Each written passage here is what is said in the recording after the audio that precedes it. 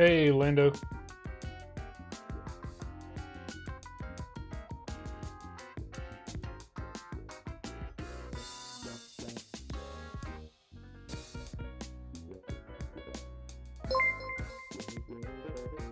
Carl, thank you so much for resubscribing. You maniac.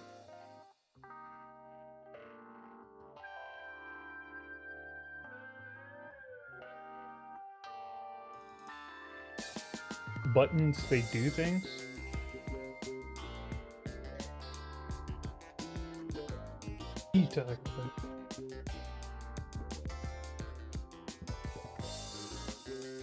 Am I?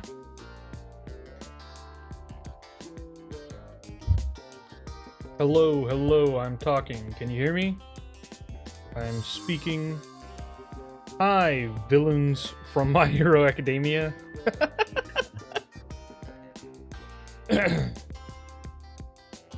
Hello, Kage Kenshin. Hello, Quackmancer. Huh?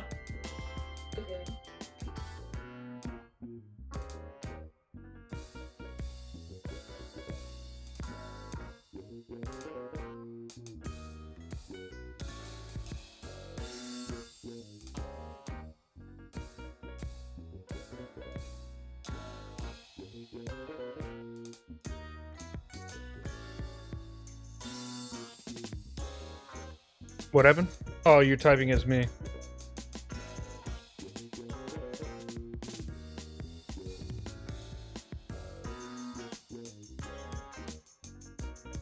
Alright, all good. Hello, everyone.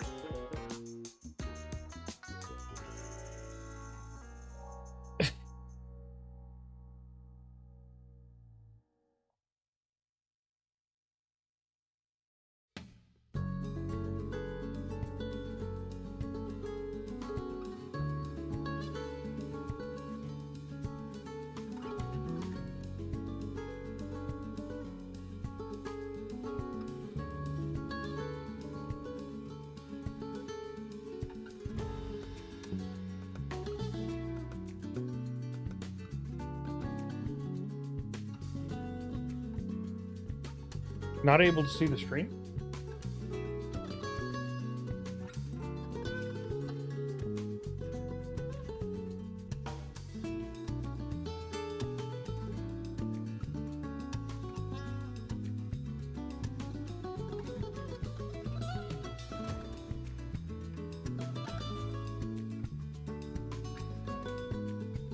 Hello, Blarg.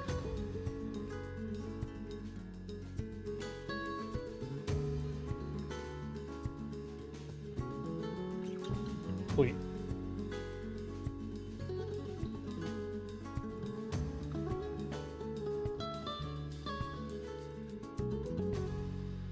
Why am I pink on your screen?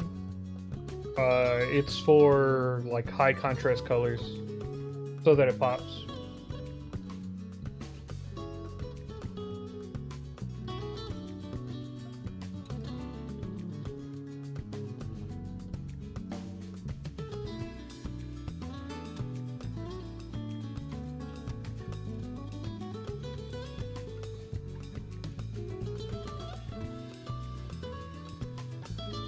We did Jack Spade, the halfling race. I didn't know halfling luck wasn't working. Yeah, it seems to be having some amount of issues. I don't know what's up.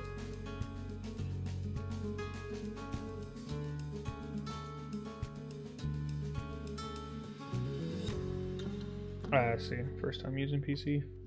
Which...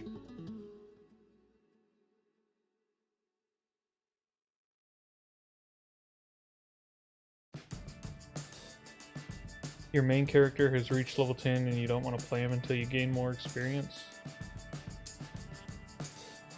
More levels coming maybe in the spring? Maybe? We're working on it. Hello, hello. I'm sad I missed the Doom Orc game, but I'm glad to catch this one. Appreciate you coming in, Ceramus Sarandis.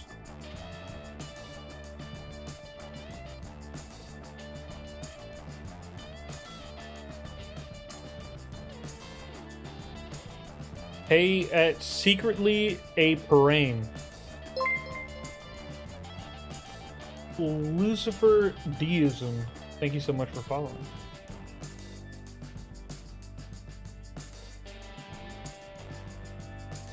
It basically went Doom Orc Go Smash. Yeah. That is exactly right.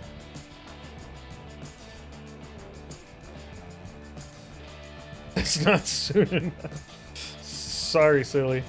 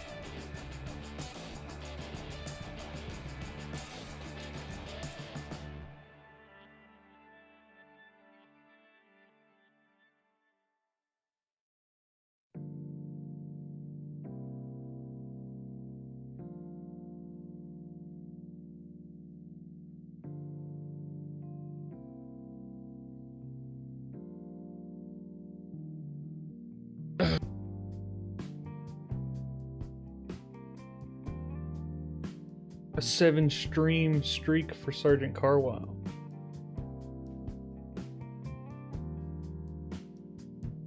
I hate being half blind. That does sound rough.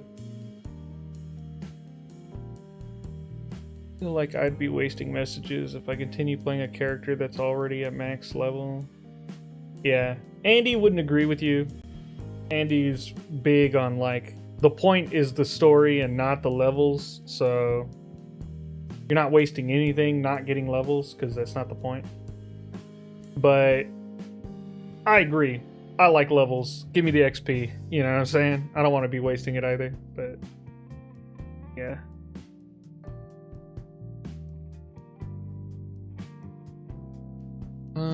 Seemingly I have John Wick's gun.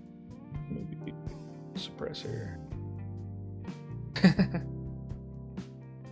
Yeah, Blarg, I saw that you're playing Doom Guy. It was very cool.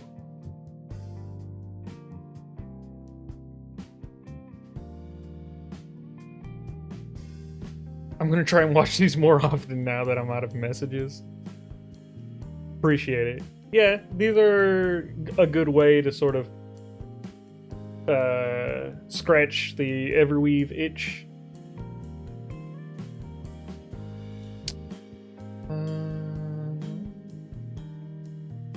Racking up points for the streams. Kage Kenshin, you're on a 20 streak? Jeez. Twitch is confusing for me to use, but I'm here. I appreciate it, Maru. Maru, is your name with a like rhotic R, or is it like a trilled R? Is it like Maru, or is it Maru?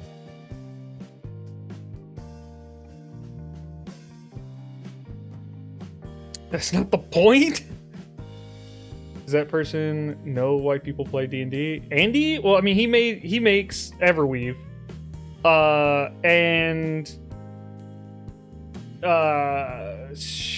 whether or not he knows why people play D&D, not really. He doesn't care why people play D&D. He cares about like how he envisions, like how his mindset of like what the game enjoyment is, and he's very married to that belief. So I try and get him to sort of do more, and sometimes it works, but yeah, it takes a while.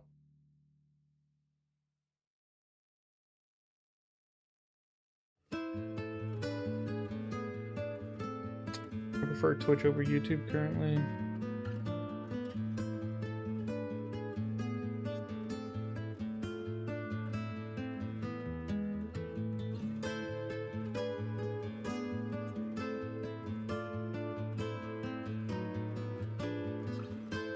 It's Dio. Money? That's what he cares about? Message received? Not at all. Andy could not care less about money. The game would be so much more expensive if the person who made it cared about money. But Andy cares so little about money that, yeah, that everything is priced too close. Like, too close to the margin.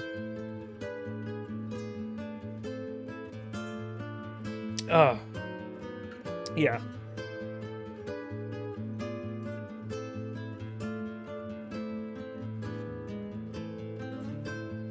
Hello, Lucina. Lucina just shows up and says, hello, the wife. I don't even get a hello.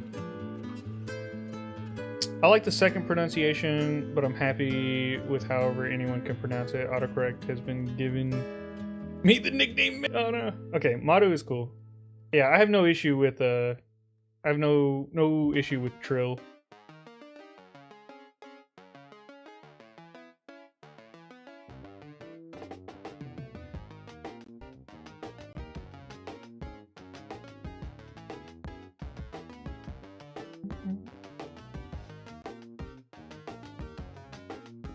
It should be 60% minimum. You see me daily?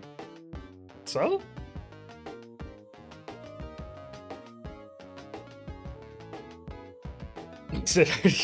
Yes, you did, Blurg. Yes, you did.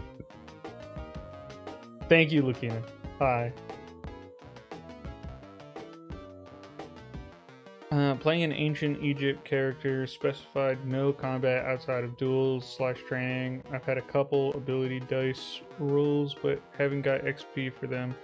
I might end up playing level 1 eternally.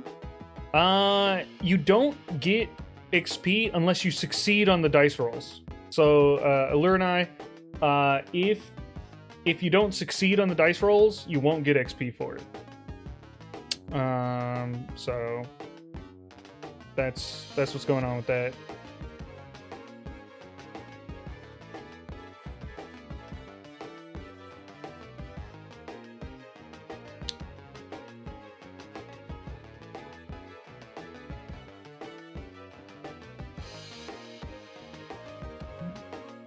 Hello, She Builds Monsters. Captain Axion, what up?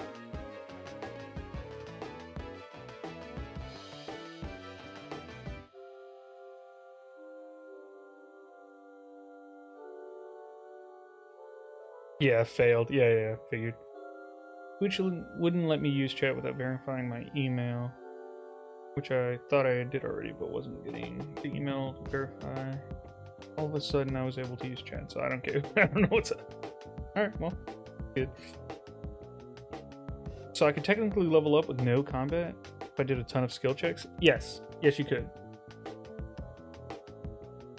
Long rests also give you a bit of XP. The same amount of XP you get from succeeding a skill check. The DC doesn't matter for how much XP you get. The same amount of XP you get for succeeding a skill check is the same amount of XP you get for a long rest. And then a combat is 5 times more XP than a successful skill check.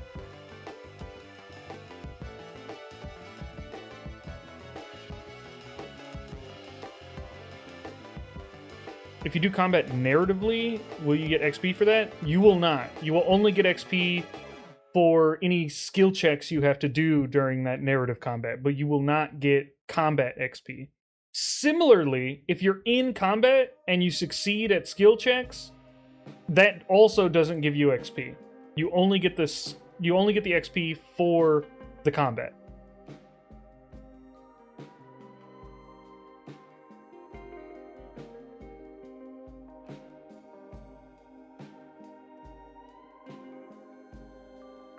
Spent 3 real-life days fighting 42 bosses and a final boss, all puzzles use Google. Reward? Seed of absurdity.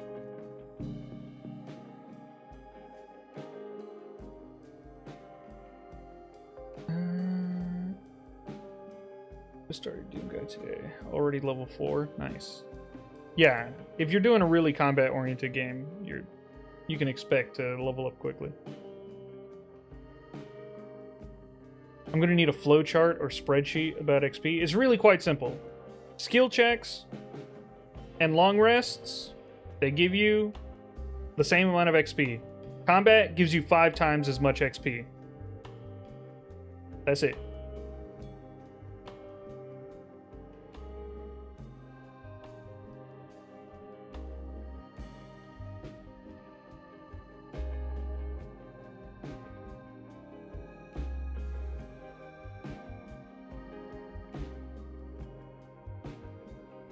I'm enjoying my redo of Jack Spade with the John Wick style. Nice. With your gun foo. Already fought several heal knights. The Barons of Hell and 1 tyrant just today. Sick. Just wondering because I'm tired of my companions only joining me half the time when it does happen for me. Well, that should be fixed with the next update. And no stacking XP, just overlapping. Allura, you're going to have to be more specific about what you mean there. I'm not exactly sure what you mean.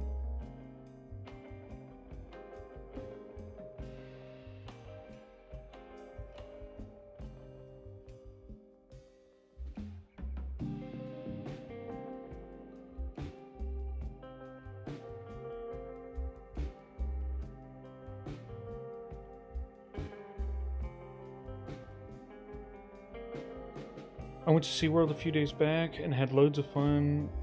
Did a lot of walking, so I've been sore, but not only that day. I got a sore throat and a cough, so I've just been allowing myself to rest and making sure to stay hydrated. Nice. Yeah. Being sick is awful. I hate it.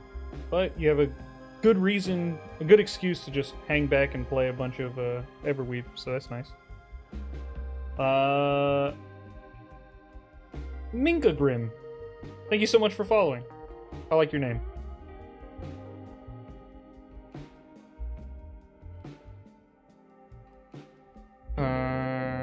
You said XP from battle, even if it includes a skill check. That's right. Yeah. If you were in battle and you did a skill check while you were in the combat DM, it doesn't matter. You only get the base combat XP.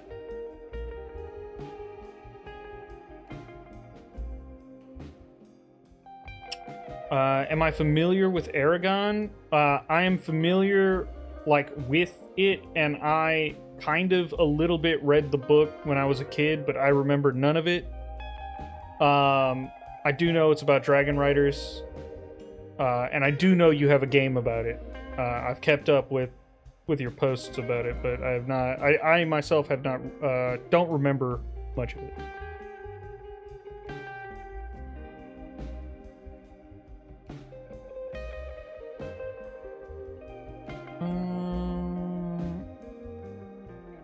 Gotta get used to the keys again. Oh man, I type so much faster on PC than I do on my phone.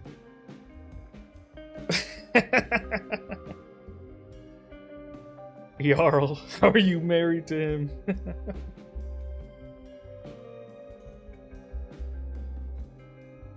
Hey, I show her to fantasy books too, okay?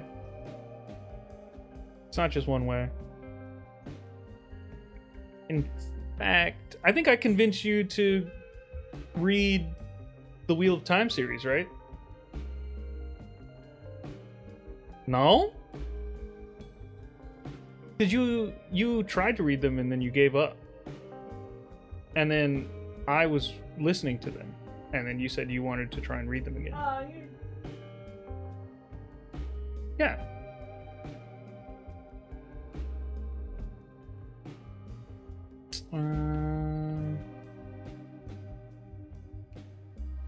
Had a rough day at work. That's unfortunate. Hopefully the stream can lift your spirits. The only issue is I've used up all my free messages before we went to SeaWorld, so I'm currently waiting for my free messages to renew. So the stream helps, not gonna lie. Nice. You could also try and win trivia.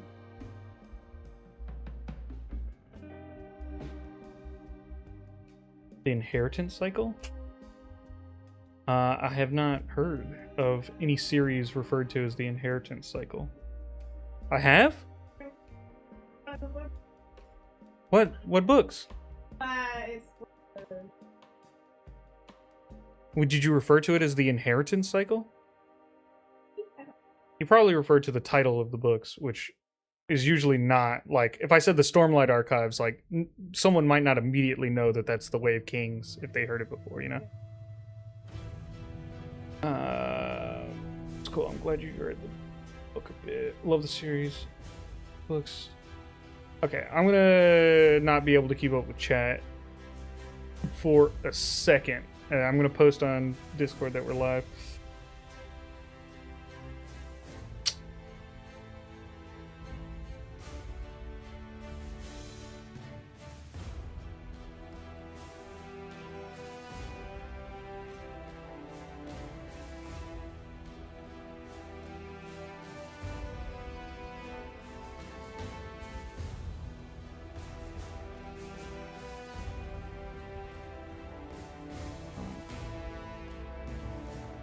Ooh, the time is amazing. My husband was listening to the Stormlight.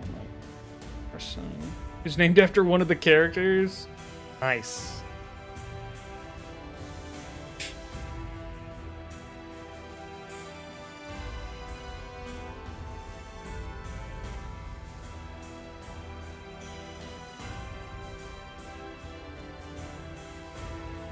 Glad to know another fan of the series.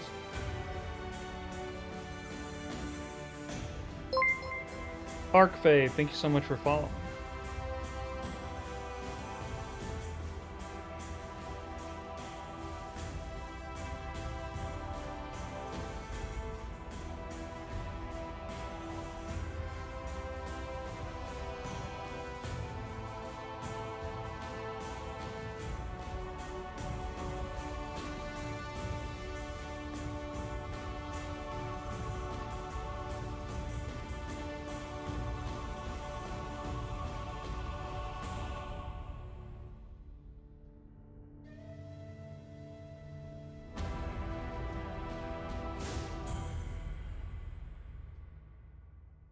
Oh, the Inheritance Cycle is the name for the dragon books. All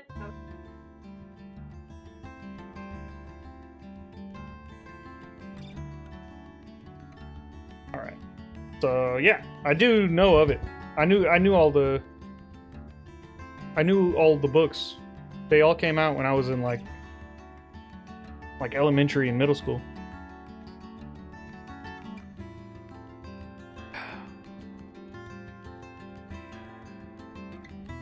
But yeah, I only kind of read the first one. I was very young, so I don't know. I don't remember what turned me off about them. Mario Platinum. I can't see the rest of your name. Hello, welcome to the stream.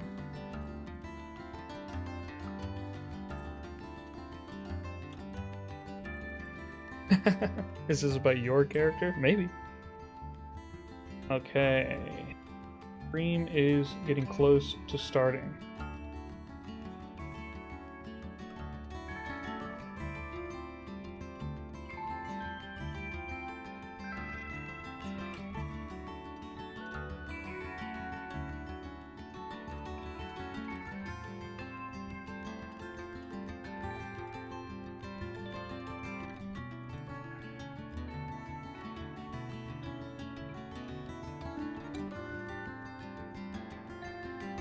Hello, welcome everyone.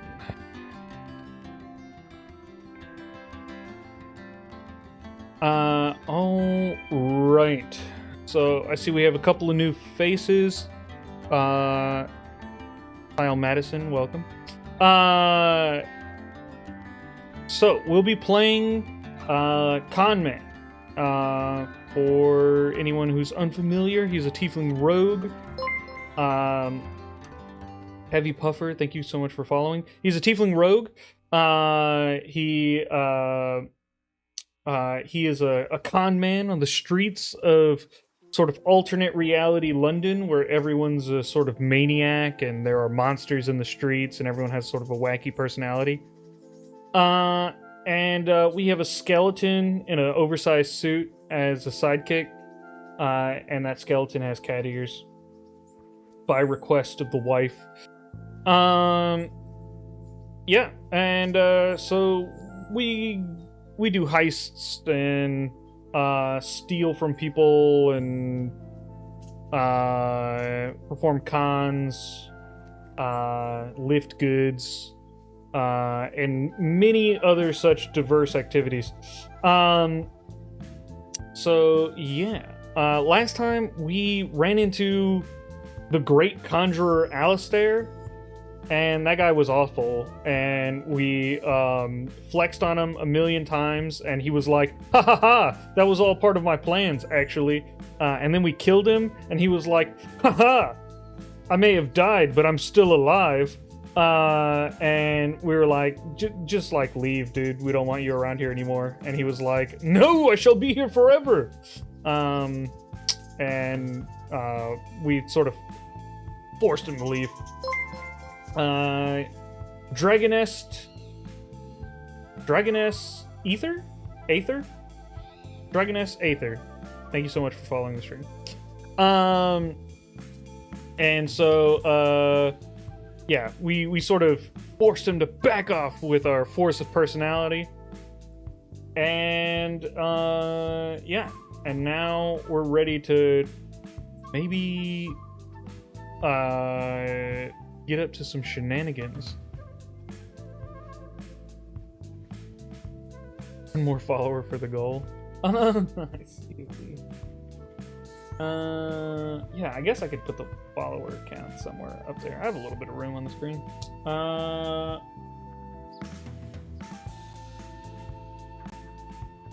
On, man, where are you at? Very last one, of course. Connor Manning, also known as Con Man.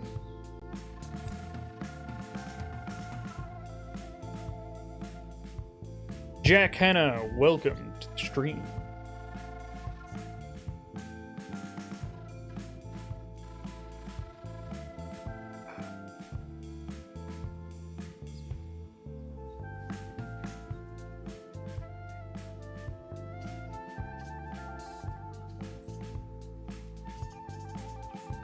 Oh god. Such a long message.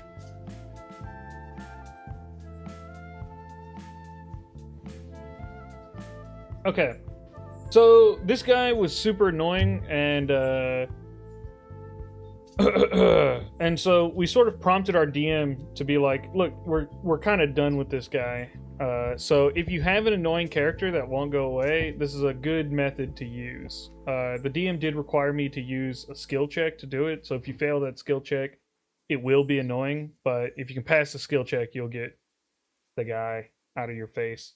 So I said, DM, I don't like this guy. We will not progress the story while he is around.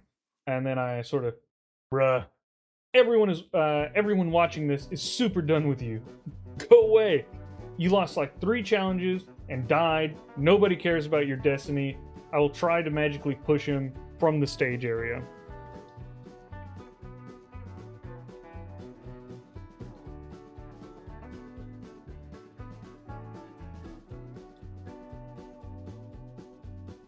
We need to trap that guy in Pandora's box and never let him out.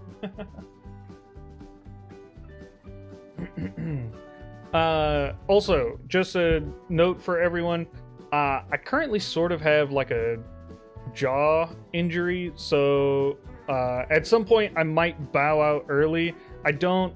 Hopefully that doesn't happen, but yeah, my jaw kind of hurts right now, so if talking makes it worse throughout the stream, I might end early. We'll still do trivia and stuff, but yeah, so just everybody, fair warning. Bruh. Everyone watching this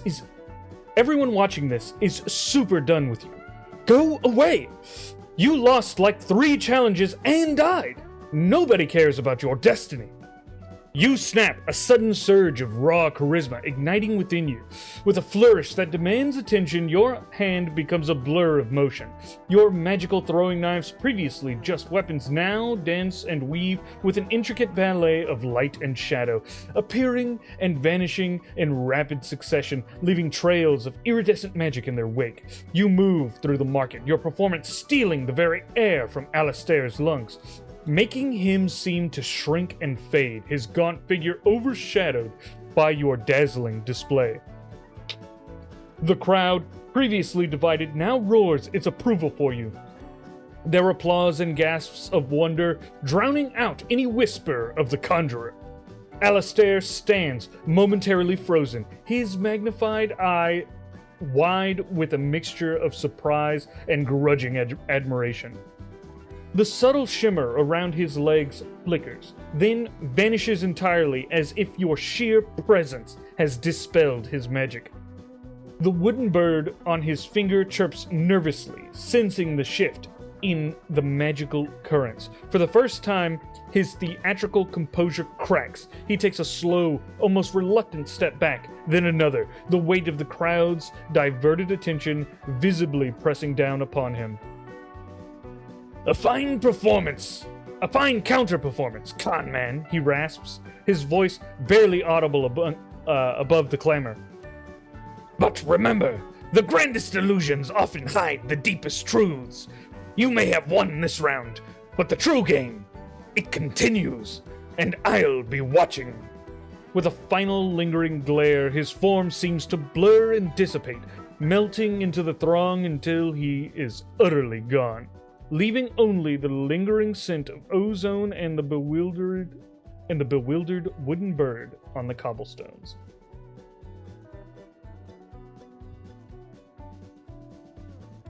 Hello, Leland A. Holmes.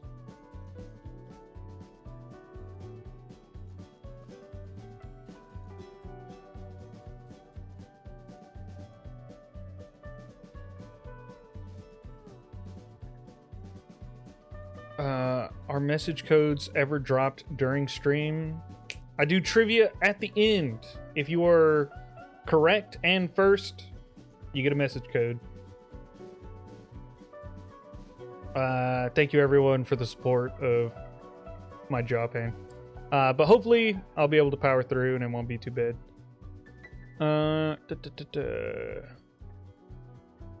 My mod getting to questions before I do.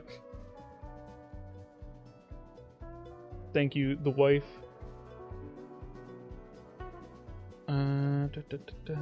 Love Echo's voiceovers. Appreciate it. Hello, Lavender Scone. Thank you for making it to another stream. Appreciate you being here.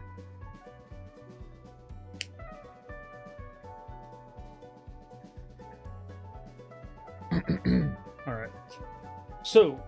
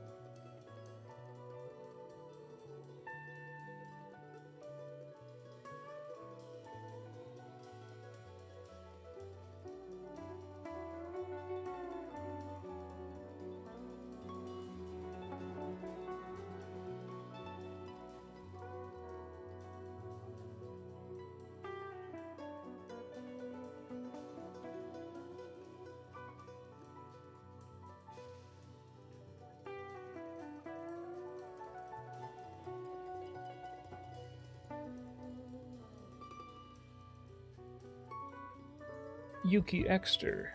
Hello. So many faces here.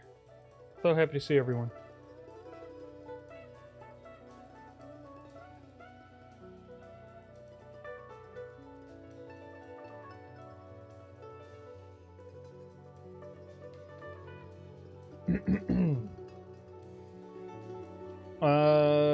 Lavender Scone. The stream just started, so this is my first message I've sent as Conman.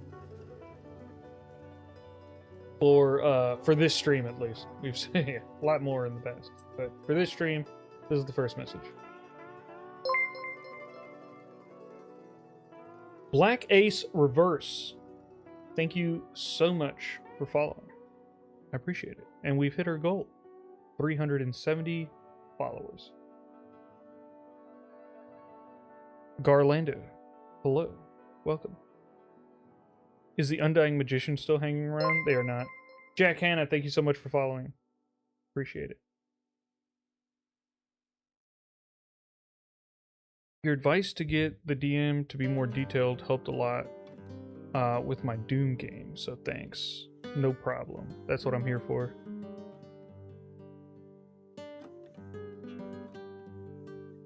Okay.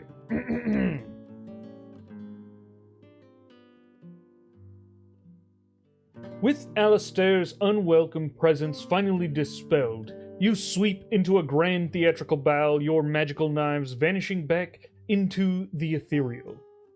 The market square erupts in applause and cheers. Coins already beginning to rain down from appreciative onlookers. Lil Dude, 1895, thank you so much for following. And welcome to the stream. Hammond, ever the opportunist, wastes no time. With the clatter of bony fingers and a jaunty sway of his cat ears, he maneuvers through the crowd, a small, battered hat extended, collecting the bounty of your triumph.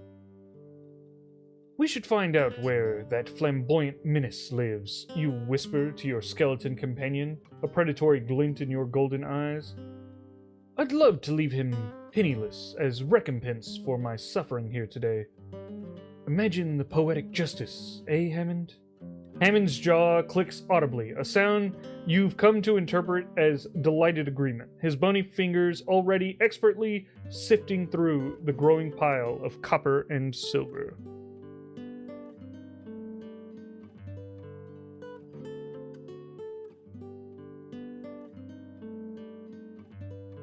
All right.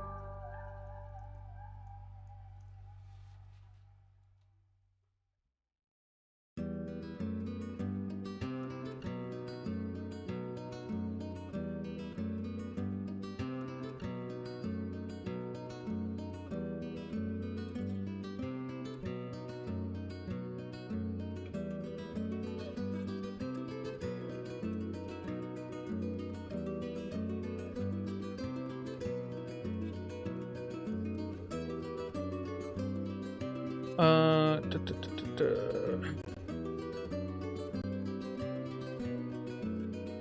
gotta figure out how to make coin in the current campaign without prompt. How does the skeleton have cat ears? They don't have bones in them. That's a good question. That's a good question, Madu. I will refer you to my mod, who was the one who requested that the skeleton have cat ears.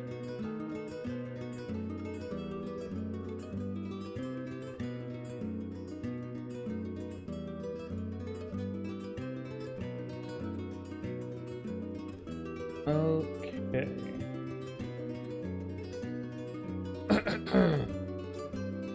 Thank you all for coming to the show. You project your voice carrying across the market.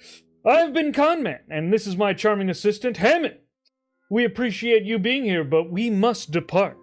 With a final astonishing flip from the makeshift stage, you land gracefully amidst the adoring throng. A conjured rose appears in your hand, which you then dramatically bestow upon a blushing maiden in the front row, pressing a quick, chaste kiss to her knuckles. The crowd erupts in cheers, captivated by your theatrical departure. You then weave through the throng, a blur of blue suit and golden eyes, Hammond rattling along faithfully behind you. The familiar cacophony of London swallows you whole as you slip away from the market square, the scent of fresh bread and horse manure filling your senses as you head deeper into the labyrinthine streets. The image of a penniless Alistair already forming deliciously in your mind.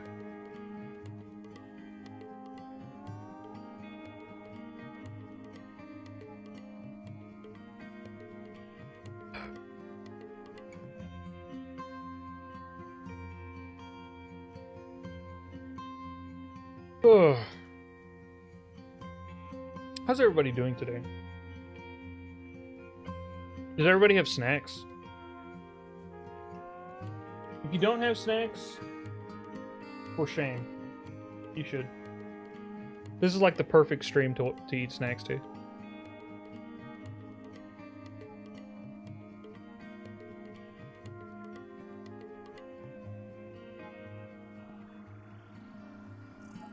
Dang, it's so late for everybody.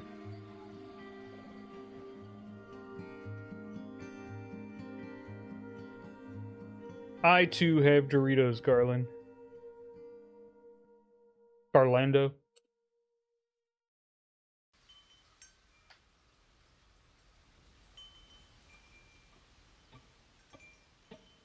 Or have adult drinks, does that count? That depends, is it bread? If it's not bread, then probably doesn't count.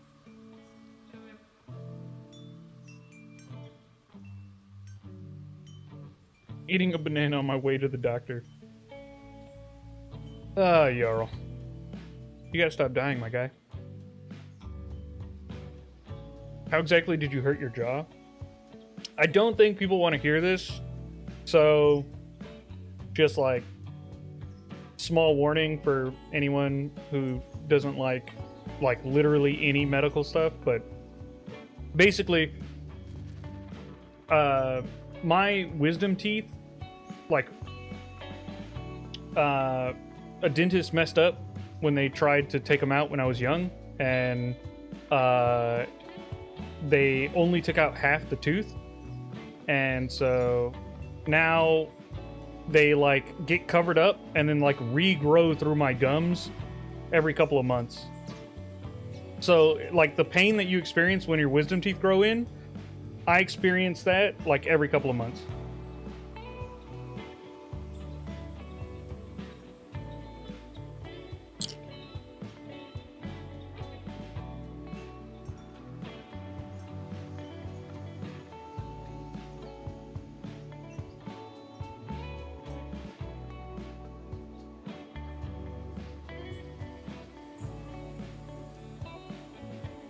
What in the blue hell did I enter into? Sorry, champ. I gave everybody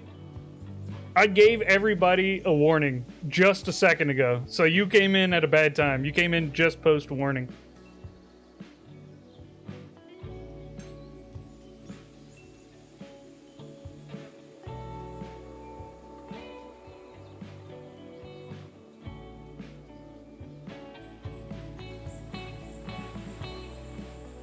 Novocaine works for me, but it's at like 1/4 effectiveness. So they either give me a big dose or I just deal.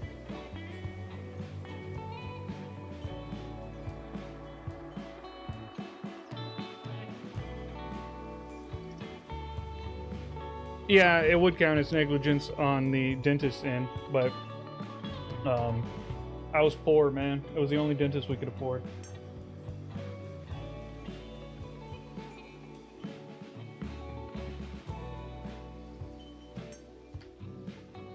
All right.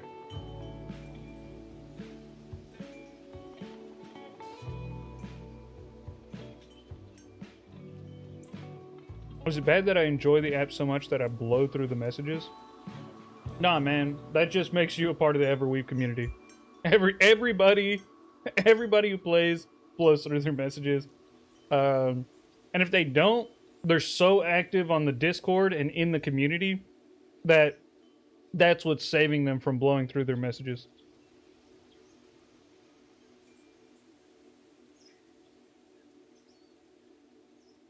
They did triple the recommended amount and nothing, so they broke the amount. I felt it. Oh, no, man. That's rough.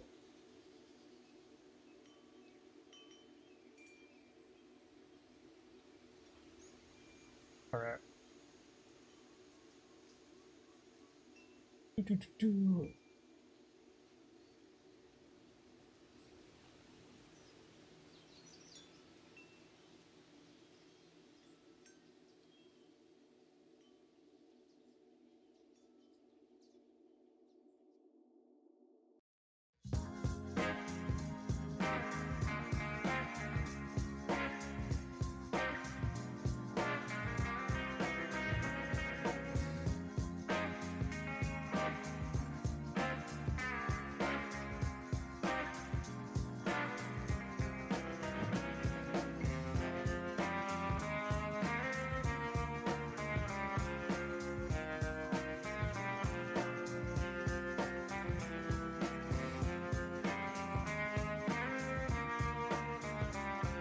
Only ever active in the Discord and streams now. Yeah.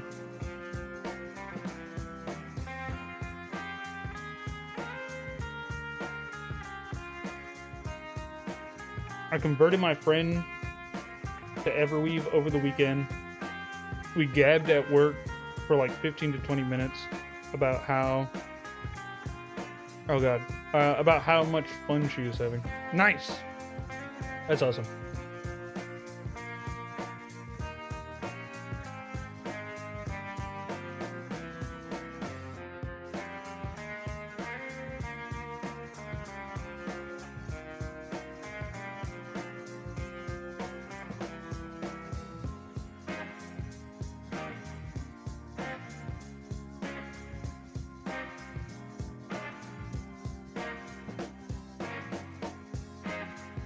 That's unfortunate, Maru. Sorry to hear that. I saved everyone from reading it, from listening to it by not reading it out loud, but I did read it.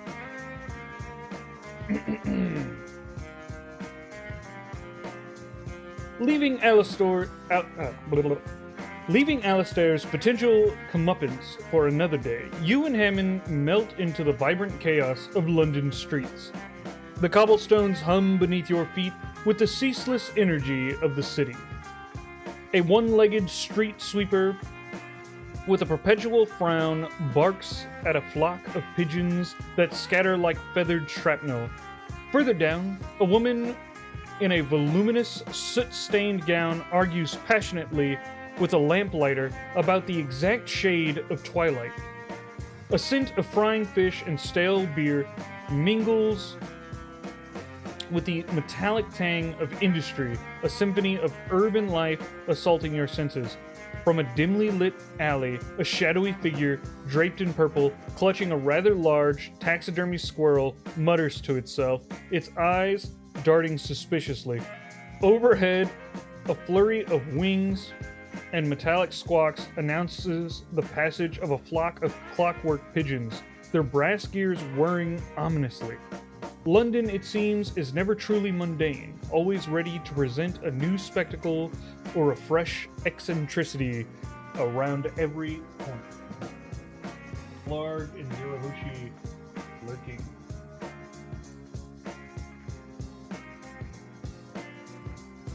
Bro, I don't know anything of my teeth. I haven't been to a dentist in years. Very reasonable. Very responsible, I know. Yeah, that's rough.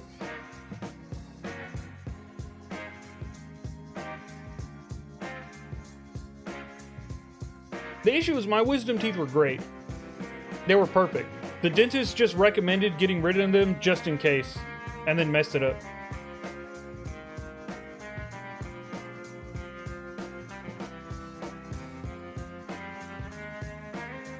I want to see that one-legged street sweeper.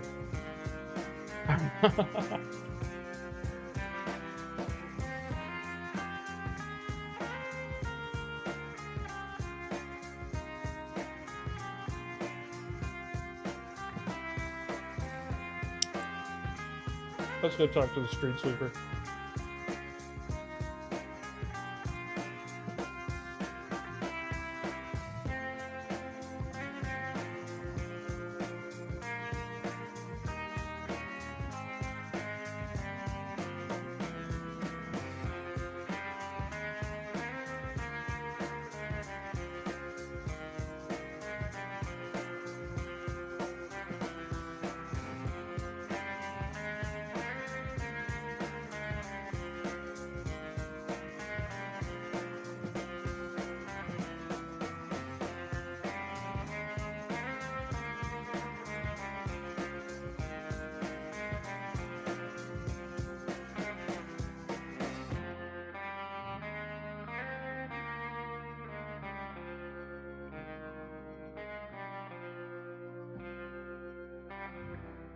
Me imagining my character being in the story and just quietly observing and listening.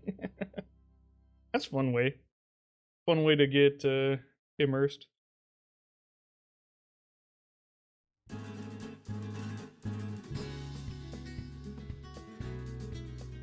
Sorry for anyone who hates medical stuff, and I've turned the chat into, you know, tooth talk.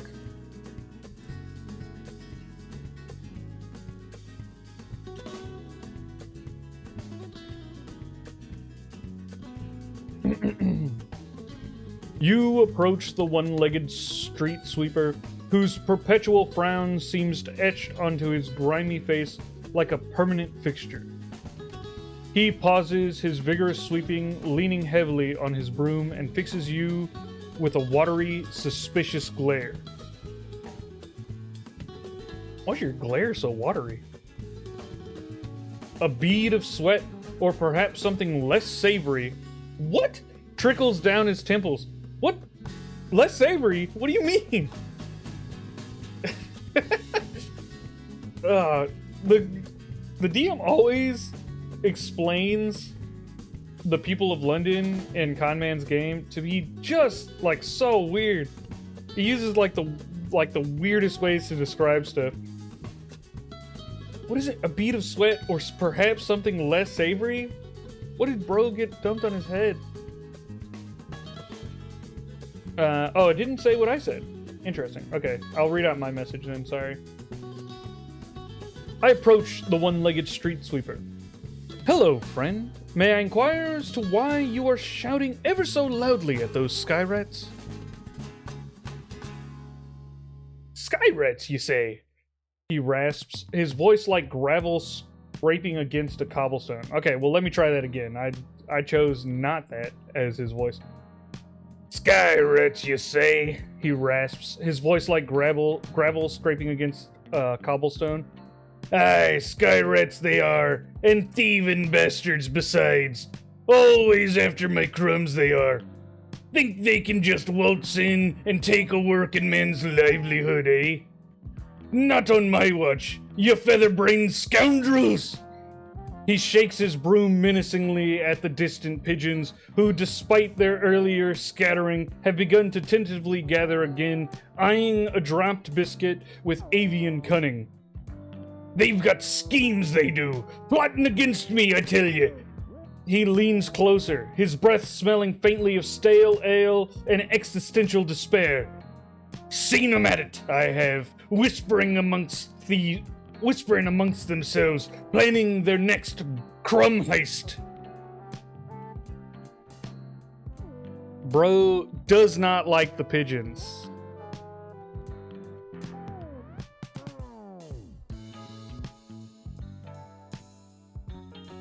It's okay, better than you having to do voices again. That's fine. I like doing the voices. It just stops the story from progressing, which, you know, if that's what the stream wants.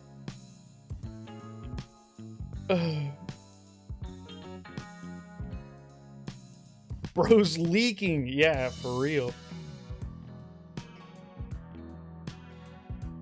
Jim Henson vibes? Jim Henson. Not Tim Hansen? Oh, the Muppet guy. Okay, cool. Tim Hansen. That's the guitarist for Polyphia, a math rock band. Salty. Oh, God.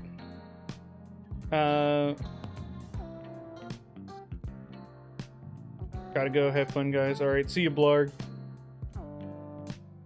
Bro found a pirate in London. Yeah. Yeah, I did.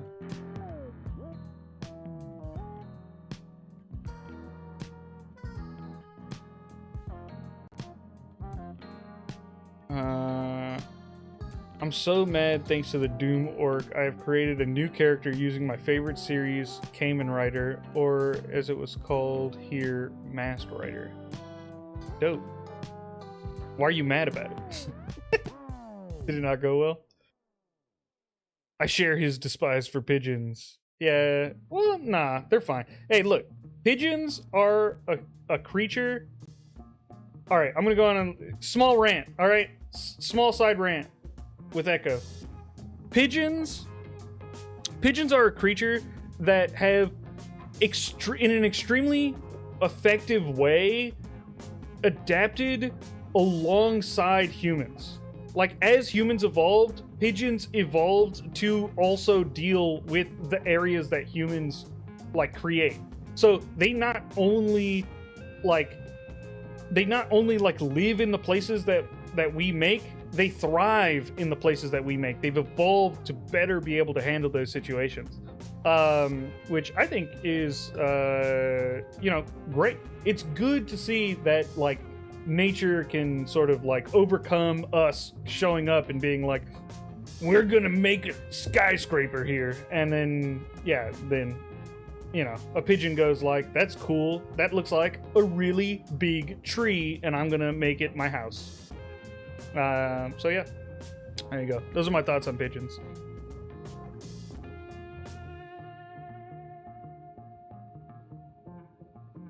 I totally didn't skip the stream last time, yeah. With your mouth being in pain, I wouldn't want to do voices. It's fine. I mean, I'm reading anyways. I'm gonna be talking either way. Owls are better. Owls are cool. They don't live in the city as good. Their sort of hearing isn't really adapted to finding things in the city.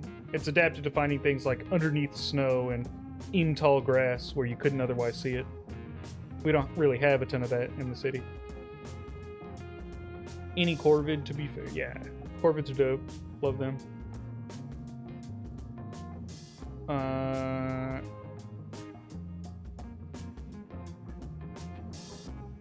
That's it, just for fun. Oh, God.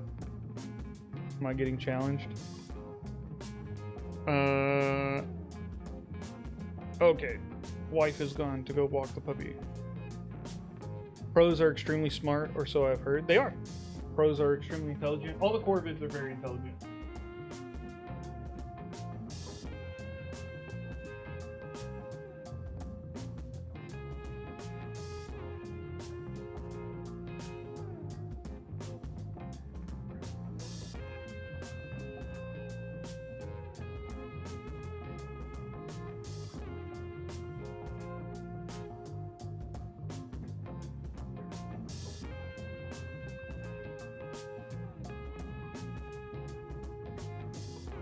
You can ask me a trivia question. Do you know the average speed of a homing pigeon?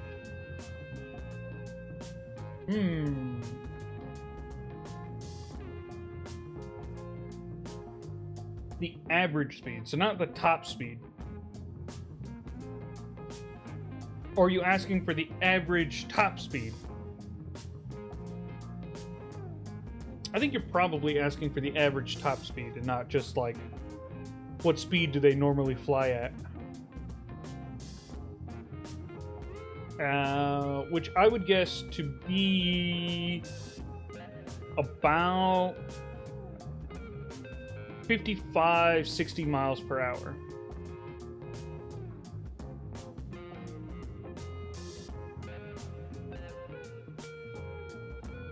Average, not the top. Yeah, but I think the question is asking average, like the average top speed. I don't think it's asking like how like fast do pigeons fly, like when they're just sort of relaxing. I think they're asking like how fast they can fly on average. Anyway, my guess is 55 to 60 miles per hour. And I'd be totally fine with the answer being like, actually, it's more like 40. She made the question, though? Yeah, but she's going to have an answer. And the answer is going to be to a question, maybe not one that she intended. That's correct. 50 to 60 is average for up to 1,000 miles ish. Their top speeds are 100 miles per hour. Yep.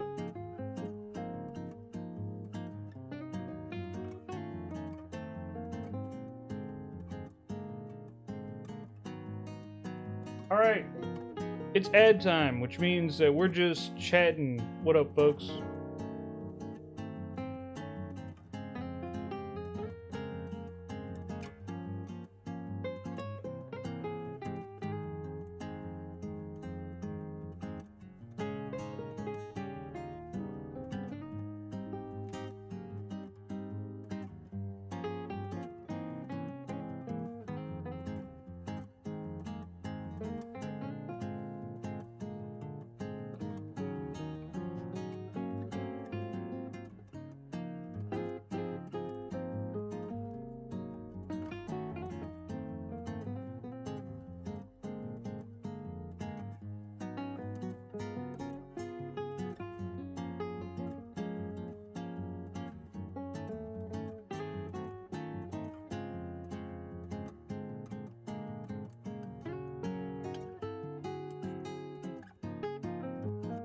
Whose idea was it to give the dog a Red Bull?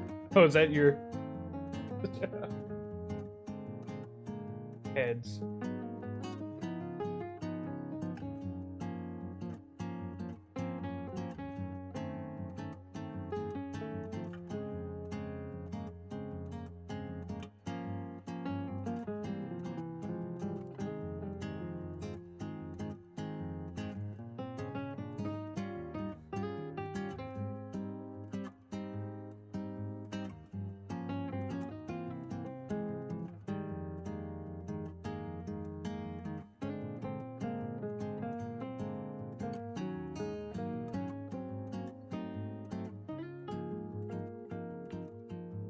Kage Kenshin, your challenge is too specific.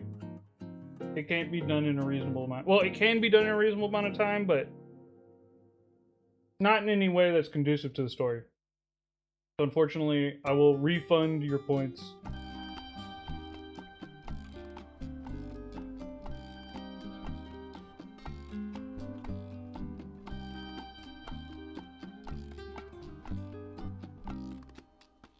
Hello. Lando, there's someone here who has your name inside their name. And it's very confusing. They're called Garlando.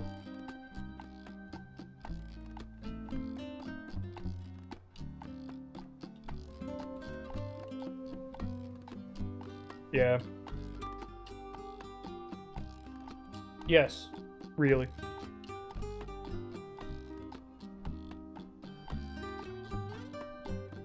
All right.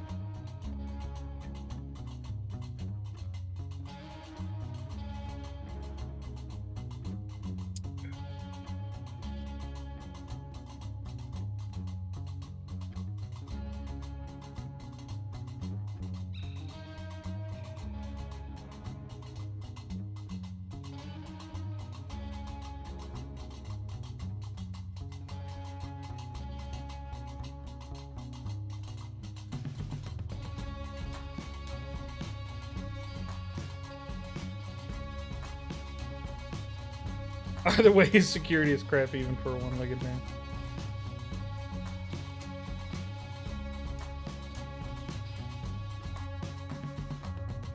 The street... Oh, sorry. A crumb heist, you say? I must say I am intrigued. Do you leave the bread out as a challenge? Or do they sneak into your cupboards to steal it? Did they steal your leg as well? The street sweeper's eyes twitch. Sorry, his eye. Singular eye? Does he only have one? Was he described with only one eye?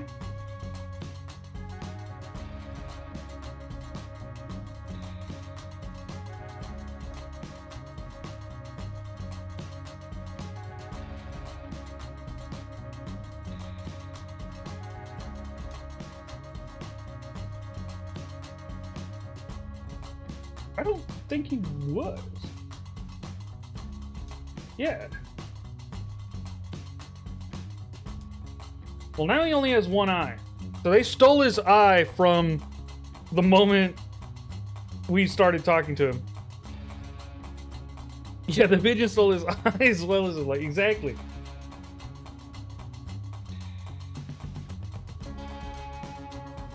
Yeah, these pigeons are super crafty. The street sweeper's eye twitches, his suspicious gaze now fully fixed on you. Crumb heist? Aye, a crumb heist of the highest order. They've got their eyes set on daily bread, they do. As for leaving it out, he scoffs, shaking his head. They'd come right into me pockets if I let 'em.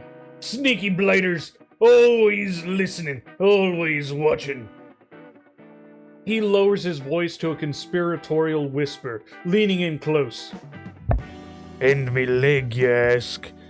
Don't you go bringing me leg into this now.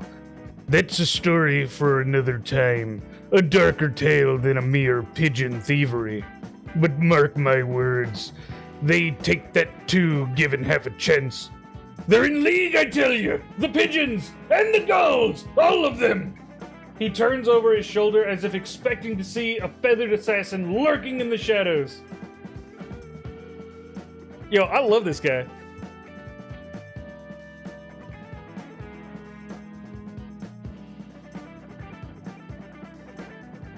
I thought what I did to people's eyes in my game was messed up. Hello, Blue Flame Skull. Welcome to the stream. What did I walk in on? Something about pigeons? Yeah. We're talking to this street sweeper, this one-eyed, one-legged street sweeper. Bro has some thoughts about the pigeons.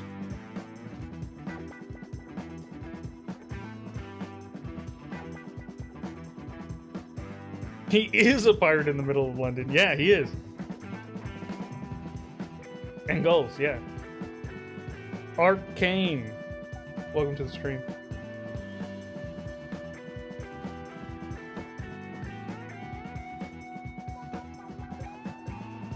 Eat themselves into their doom? I don't think that's what Con Man wants.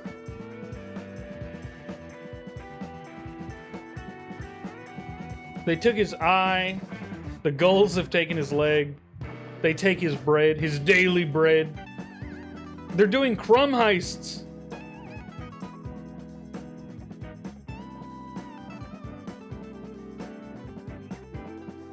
Yeah, bro's paranoid.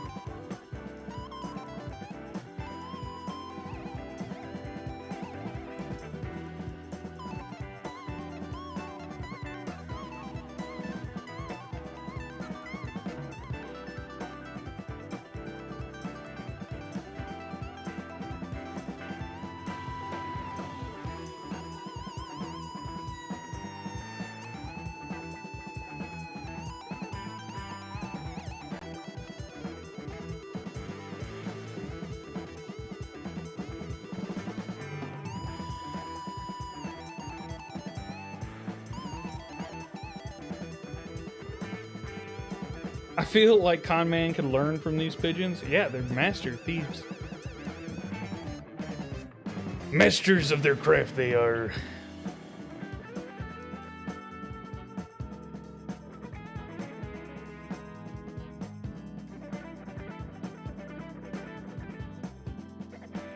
Be a Mr. Miyagi-style apprentice. Learn pigeon-style thievery.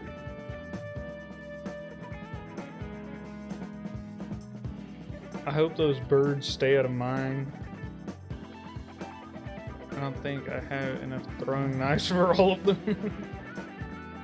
You didn't see anything. Smile and wave, boys. Smile and wave.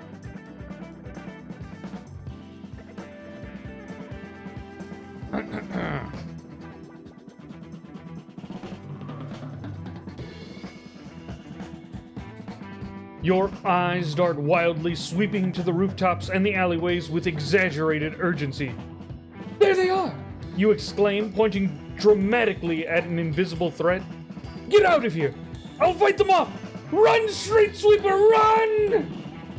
You make a show of preparing for battle, your hands suddenly moving into a ready stance. Though your face struggles to maintain a serious expression, the street sweeper's eyes go wide, his broom clattering to the ground as he scrambles backwards. The gulls! I knew it! They've come in reinforcements! He shrieks, a mix of terror and vindication on his face. He fumbles for a moment, then, with surprising agility for a man of his condition, he turns and begins to hobble away down the street, casting frantic glances over his shoulders. Save yourself, you madman! The sky rats are coming for us all! He cries, fade into the general din of London, leaving you alone amidst the bustling market, a single bewildered pigeon blinking at you from a nearby perch.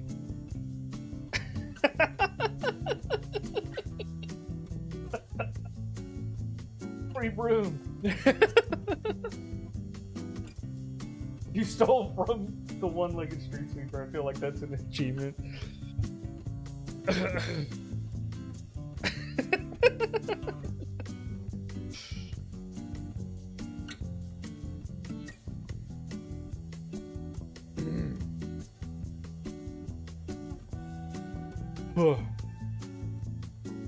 I liked his accent. I would have liked to keep doing his voice, but he's gone. Skyrates, airborne pirates on flying ships. Oh, Lando, where you at? Now it's Garlando. I imagine there's an optional side quest to kill all 10,000 pigeons in London for a meaningless prize, like the street sweeper's missing eye.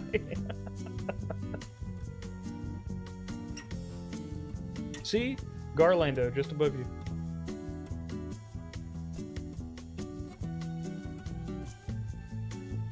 That is the London accent. Everyone sounds like the street sweeper. I've returned with my pizza. Whoa, Maru. I don't know if you know or not, but you can't be bringing pizza around Conman streams, okay? You'll have everybody trying to slide into your DMs.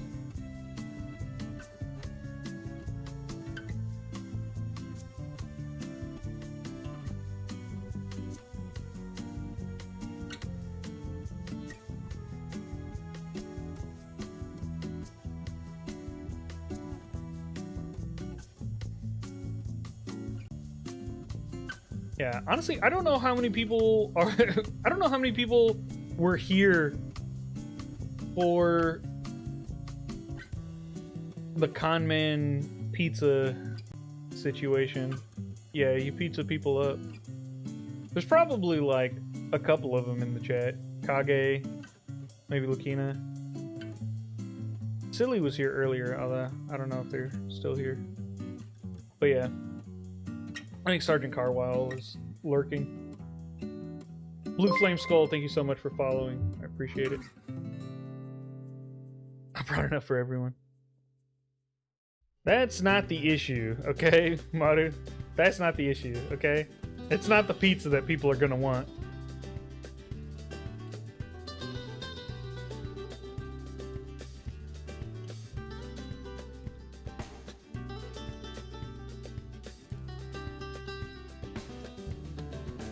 I've been enjoying the game. That's great. Yeah. Someone back when I was doing challenge runs for the characters, someone said that I should they tried to say that I should riz someone up, but they auto-corrected and said that I should pizza someone up. So I did the act of rizzing them up using a slice of pizza. And so now we pizza people up here in the Conman stream. So that's why people are going to be sliding into your DMs, okay?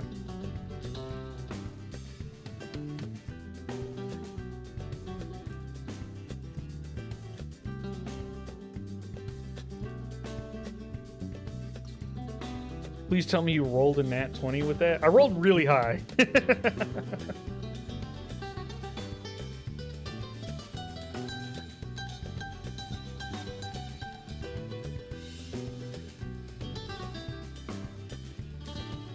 Actually, I remember Lukina being there, and she hated the fact that when I was done using the pizza for this sort of act of rizzing, I tossed the pizza aside, and it landed sauce and cheese down on top of a bald man's head. And Lukina was very disturbed by this.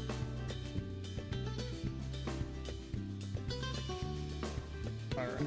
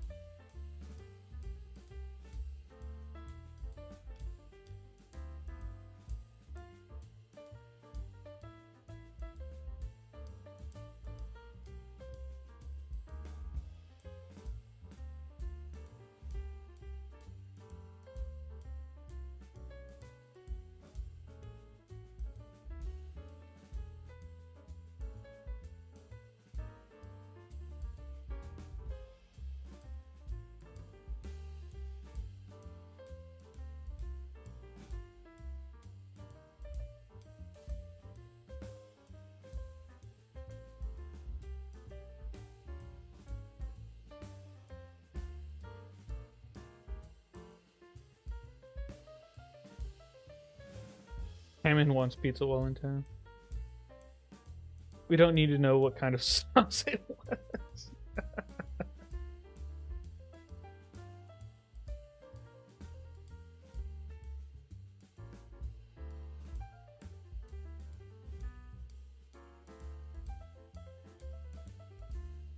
Read the next post to the tune of the song The Sound of Silence. There is no shot I'm going to be able to do this. I only know like a little bit. Well, okay, I listened to The Sound of Silence by Disturbed, which I know is in the correct tune, but I could not pull that tune out from anything like right now. Like there's no way. I remember the sound of silence, but like outside, yeah, I know Hello Darkness, my old friend.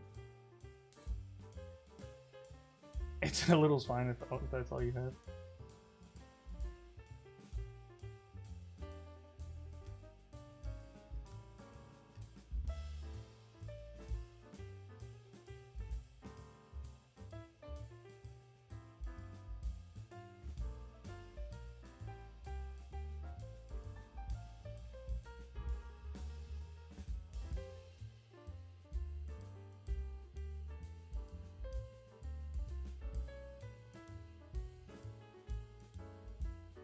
All right, I'll do my best. We'll see. I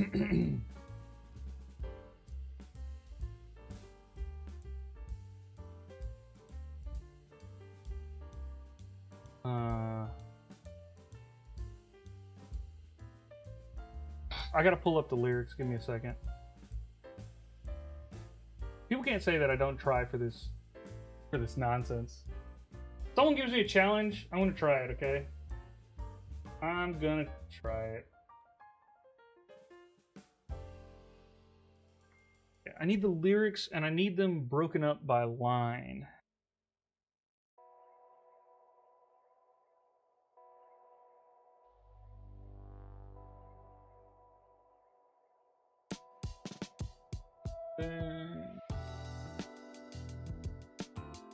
Oh god, it's in light mode. I hate this already. Hold on. I have a thing that makes it dark mode. Ha ha ha. Lovely. Okay.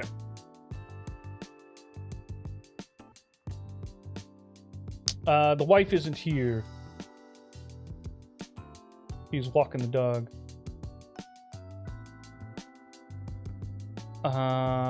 That's almost as funny and disturbing as the time my character hit a poor grieving man who had just lost his family with a mug in a D&D session. I was intending to hit a character in our party that was being annoying and dumb and who's always getting the group in trouble, and I rolled in that one. That's rough.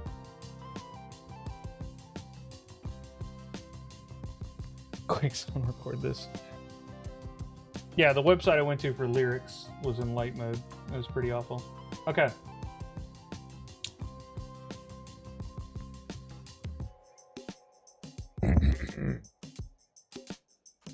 I don't want to miss this, but I'm so tired. Well, I'm sure someone will clip it for you.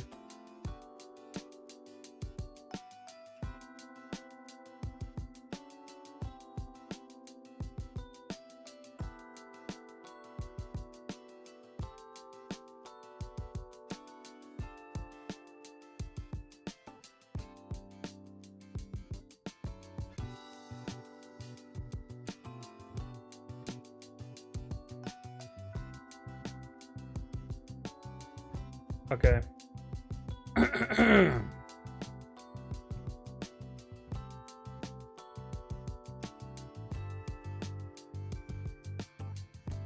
Sorry, I'm working out the syllables in my head.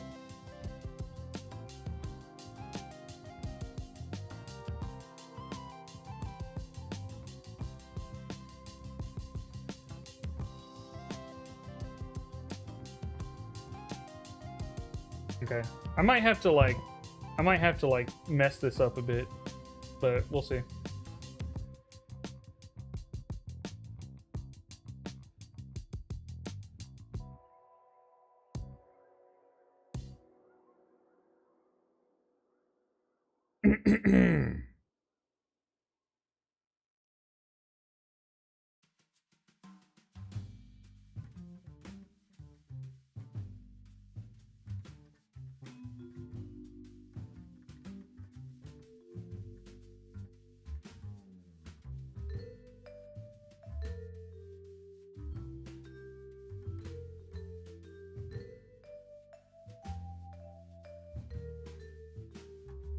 Okay.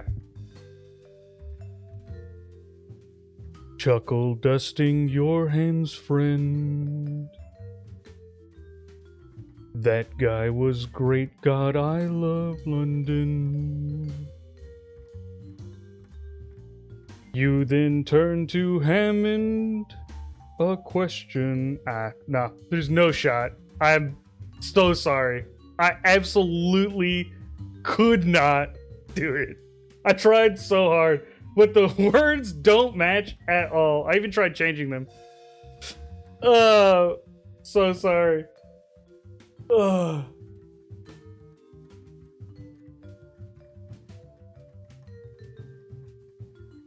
Ah, man, that's rough. I hate so thoroughly failing a challenge.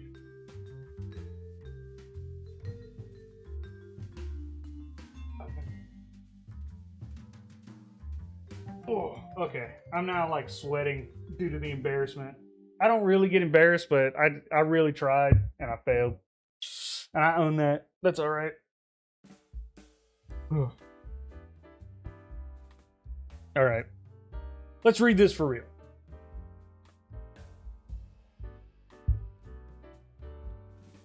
You chuckle, dusting your hands.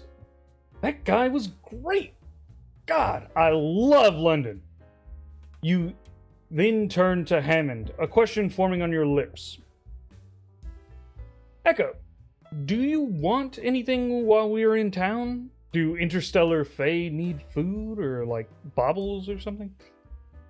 Hammond rattles his finger first at himself, then empathetically at the small satchel where Echo and the Star Heart Shard are secured. Oh, sorry. I missed a line. Hammond rattles his head, his cat ears twitching, a low clatter emanating from his jaw. He points a bony finger first at himself, then empathetically at the small satchel where Echo and the Star Heart Shard are secured. Clack, clack, clatter. A sound that clearly means, that's me, Hammond. Echo's over here. From the satchel, a faint, almost imperceptible, melancholic hum resonates. Echo, nestled within, doesn't stir for food or trinkets. Her presence is a subtle weight, a constant thrum of sorrow that seems to emanate from the Starheart Shard itself. She communicates not through wants for moral sustenance or adornment, but through feelings, a deep, ancient longing that transcends simple needs, and undeniable connection to the cosmic artifact she cradles. So that's a no for food, then? Cool.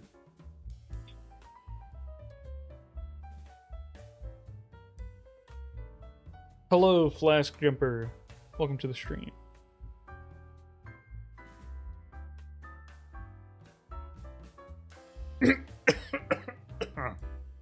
Oh, God. Ugh. I had cheesy fries for dinner. Delicious. Terrible for your cholesterol. That's okay, though.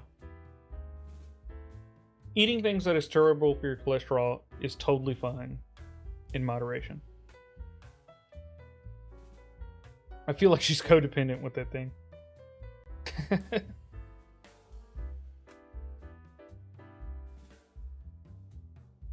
Bro could have just said no. That little one is so extra. Yeah, exactly. Nice.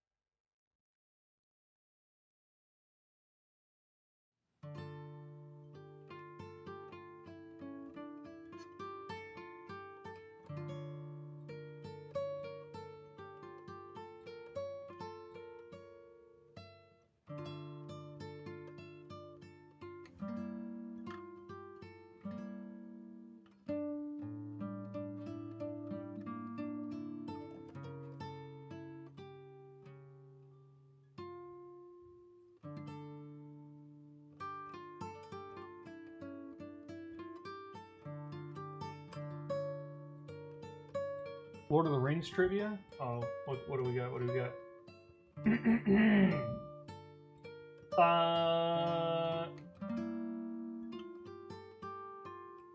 What actor infamously broke their foot during the filming of Lord of the Rings? And did the scene?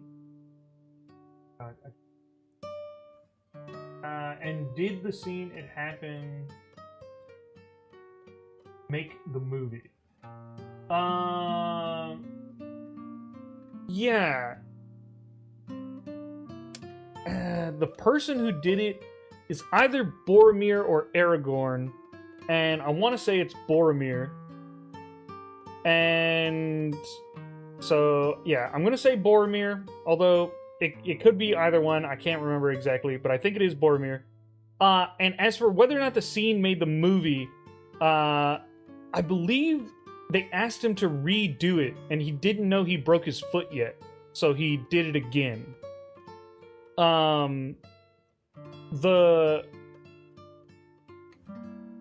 Yeah, and so yeah, they I think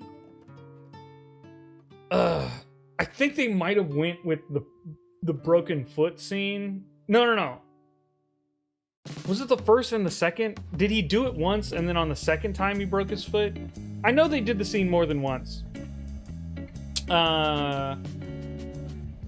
And he didn't know he broke his foot till later. But yeah, I'm gonna say it was Boromir, and I'm gonna say the scene did not get used.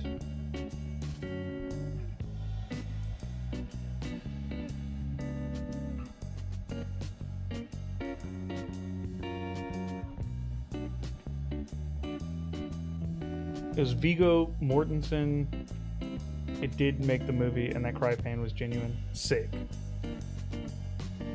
Yeah, I did know this information at one point, but the specifics were like, nah.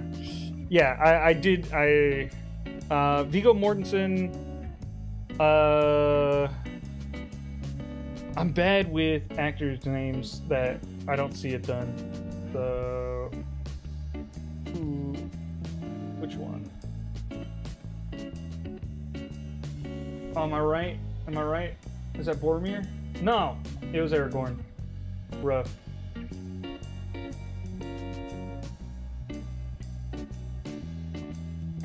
So, I was wrong. Sad me.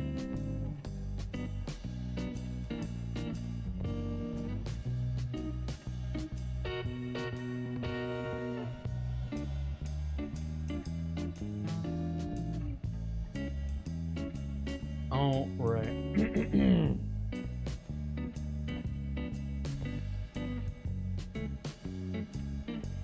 You wink at the satchel, a playful glint in your golden eyes. So, that's a no for food then. Cool. Well, what about you, Hammond? The faint, sad hum of the satchel continues a soft, melancholic counterpoint to the city's boisterous din. Hammond, catching your playful tone, lets out a series of rapid, delighted click-clack-clatters. He taps his bony ribs, then mimes chewing vigorously with an audible snap of his jaw, before pointing a bony finger towards a nearby street vendor hawking what looks suspiciously like roasted, unidentifiable meat on a stick. Boy, do I love unidentifiable meat on a stick. Yeah. We call that UMS in Texas. His cat ears twitch with anticipation, and a slight, almost wistful groan escapes his skeletal maw, clearly indicating a profound desire for some street fare. Is it Skyrat on a stick? It's sausage of some sort, but of what sort, who could know? Hello, Echo. We all believe you used to know this. We love you anyways. Nah, it's fine. Yeah, I'm not tripping about it. I thought the pivot from science would be fun. Yeah. Yeah. So, Lord of the Rings, and all right, you ready for me to alienate a bunch of my audience members? Lord of the Rings, when I first watched it, I was in high school, and I had to watch it for a school project that I was doing, and I was just like, yo, this movie is like super boring. I was like, it was the first movie, and I was just like, the first part of the first movie is just the most boring stuff that's ever existed. It's like, bro, do you want to hear 500 fantasy names in a row with like absolutely no context? You just like getting hit, and they're like Lanthamir, the son of Diggerthorn. It's just like, yeah, man, I guess whatever. And they're from Lysander, and it's like, yeah, sick, bro, so cool. I have no clue what you're talking about. You're speaking of a history of a thing that I have no experience in right now, and I get it. Okay, I get that you need it so that people can like hop in. I feel like the books did a better job than the movie. I've now listened to Lord of the Rings, the first book, and I think I think the book did a great job, and I like the movies now. But when I was younger, I was like, absolutely not.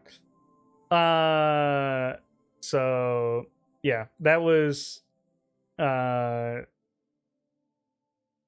my controversial. Well, it's still a controversial opinion I do hold. I still hold to this day, even liking all of the Lord of the Rings movies and stuff, and liking the Lord of the Rings. I still think that the first part of the first movie is just the most boring nonsense that's ever existed. It's just like factually, as a cinephile, I go, this is a bad way to do a movie. Is the first part of the Lord of the Rings, the first like hour of the first Lord of the Rings movie, just bad. It's just bad. It's not good. It's a 3-hour-long movie, and so whatever, you get filled in, and then like the rest of the movie's cool and stuff happens, and the rest of the series is dope. But yeah, that first hour, not it. Just like strictly from a movie viewer's perspective, it's just boring time. So anyway, there you go. Everybody who thought they liked me, you can go ahead and unsubscribe, unfollow the channel. Yeah, I totally get it.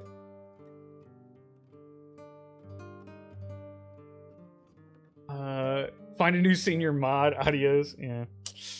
You watched it for school, man. Yeah, I did it for a project.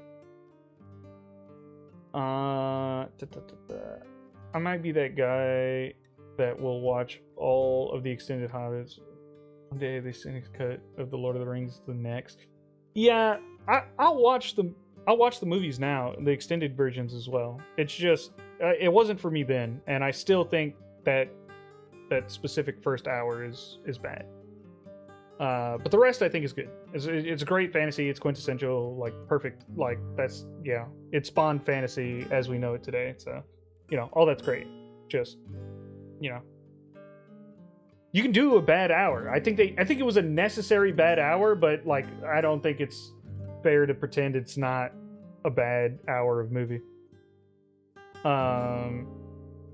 Is there a way to have the DM read back to remember key details in the story from any amount of messages, let's say from 300 messages in to 500 messages in? Like, kind of, you can tell the DM to like give you a summary, and it'll like do its best to like sort of recap the game for you, and that might put some info back into its recent memory, but not like really. Like, you're not going to get it to rewrite its summary like by just like automatically. The background summary that the DM holds can be up to like 1,000 pages in length, and it's like sort of like constantly like scrunching it down and like losing information and putting information in there. And it is a summary. It's like the DM's understanding of what it is, but it like key information is just going to get lost at some point if it's not constantly relevant. That's just the nature of the long game. So if you play a really long game, expect the DM to lose some memory. We're going to be working on memory fixes. The issue is once we start working on memory fixes, almost certainly you will not be able to play any old character with the new memory fix. So you'll just have to start, everyone will have to start fresh on new characters. We're working on doing memory in a completely different way that will take up less space. But that's, yeah, it's a work in progress. Watching the halflings having Trent leaves be anything. I'm not a fan of the Hobbit films the same way, but trilogy, absolutely. We watched them at Christmas. Nice. Hot take by Echo, yeah, absolutely. Valid point. Okay, well, you know, some people agree. I appreciate it. I am the Hobbit movie made. The Hobbit movie made my mouth water at the amount of food they dump on the table for just one person. Just gonna agree to disagree, Echo. Yeah, if you like the first hour of the first Lord of the Rings movie and you can't see that it's like a sort of horrendous info dump for anyone who's not already familiar with the series, like, yeah, you know, we're not gonna see eye to eye on stuff. That's totally chill. Now the making of the Lord of the Rings movie is gold, and I've seen a lot of the behind the scenes stuff, and they had to get like a lot of information into and I think they did a lot of stuff good. You know, they put like a million tricks in like the first like hour of the movie to convince you that hobbits are small, so that for the rest of the movie they didn't have to try so hard to do it. And I think they did a great job of that. But there's plenty of stuff that I think they did not so great at. I was gonna ask about opinions on Die Hard as a Christmas movie until I remembered I already opened that can of worms. That's right, you already did. I've already answered that question. My fifth child keeps disappearing. I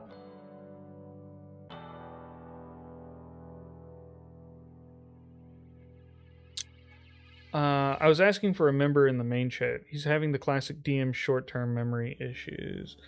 Yeah, if it's a really long game, like that sort of stuff is just going to happen if you're happening to bring up like stuff that's like old and you're trying to get the DM to like remember it. That can very much happen. And by old game, I mean like you're roughly like 1,000 messages in is where you can start seeing memory issues, but more than likely you're probably a couple thousand in. Once you're a couple thousand in, then you're probably starting to lose bits of information.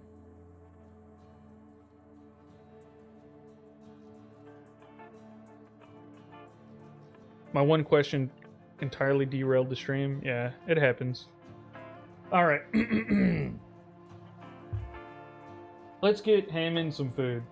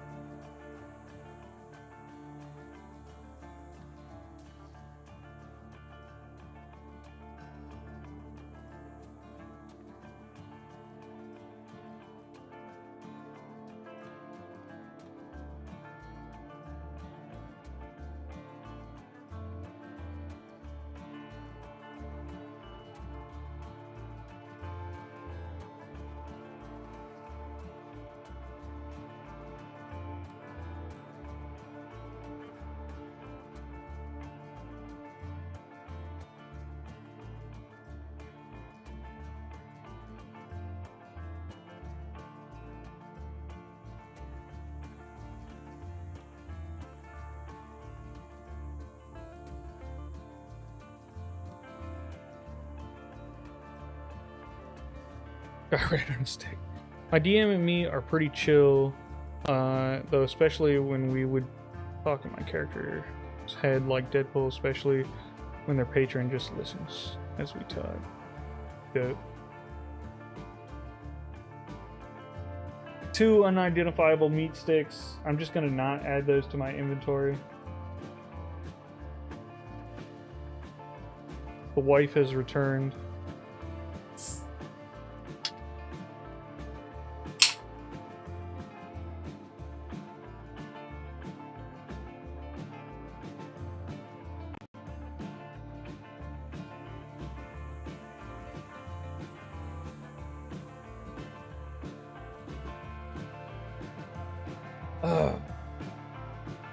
I'll make my way over to the street vendor. We will take 2 of those absolutely mouth-watering, teeth-clattering UMSs, my good man. Unidentifiable meat sticks to the uninitiated. You declare, approaching the street vendor with a flourish. The vendor, a portly man with a grease-stained apron and eyes that have seen far too many unidentifiable meats, grunts in response. Wiping his hand on his apron, he deftly snatches 2 of the sizzling sticks from his grill. Their aroma, a perplexing mix of savory and slightly alarming. Perfect. You hand over a few coins and the vendor slaps the 2 skewers into your outstretched hand. Here you go, governor, he mumbles, ready, turning his attention to another potential customer. Hammond beside you lets out a series of excited click-clacks and practically vibrates with anticipation. His skeletal fingers reaching for his portion, the meat, whatever it may be, glistens invitingly, or perhaps threateningly, in the midday sun. Lovely. Okay. Garlando, thank you so much for following the stream. I appreciate it.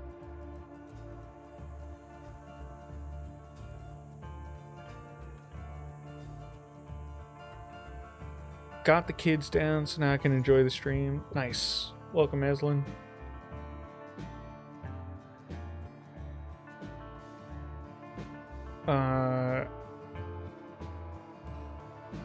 Make your character lick the meat stick, then pass it to your party member? No, why would I do this? I'm not gonna be rude to Hammond. That's my hype man.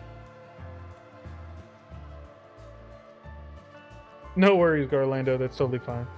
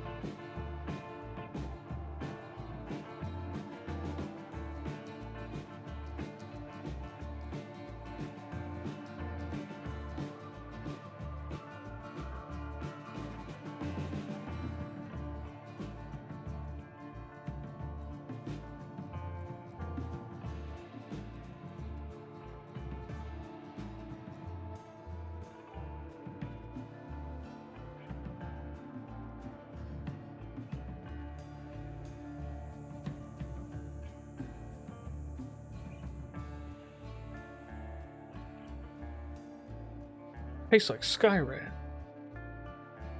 Tastes like disease. Ugh. He would be hyped up even more for glistening moist meat. Well, they did say it was glistening. You take a tentative bite of the unidentifiable meat stick. A strange, almost chemical tang, followed by a blast of grease and a lingering spiciness, assaults your palate. Tastes like heartburn, you mutter, a faint sheen of sweat already forming on your brow, yet you find yourself taking another bite. Hammond, meanwhile, is making short work of his jawbone clattering with enthusiasm as he devours the entire stick in a few voracious snaps. Leaving the dubious culinary experience behind, you and Hammond weave back into the flow of the London thoroughfare.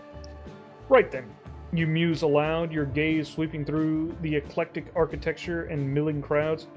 Time to find where our perpetually on-stage friend Alistar likes to hang his rather tattered hat.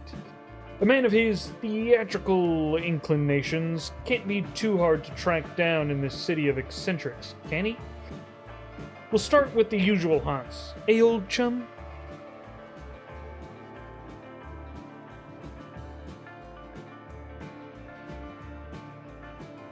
See you, Kage.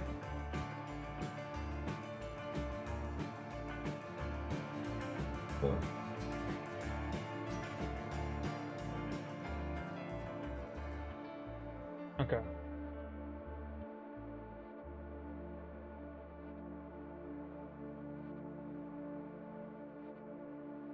Unfortunately, you and Hammond, you have died of dysentery. Neither of you will complete the Oregon Trail. Yeah. This is insane London, though. So everyone has dysentery and just has to live with it.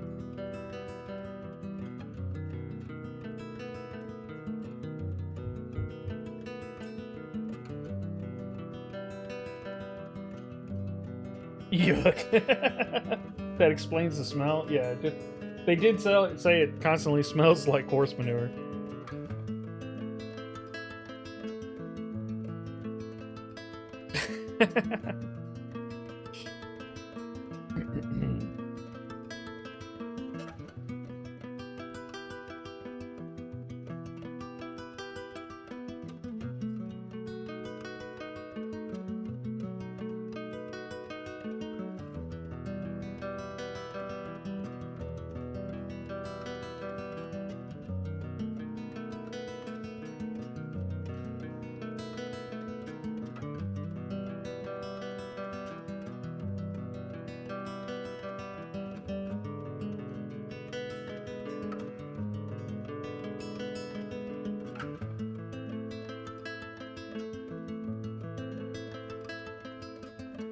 Oregon Trail campaign?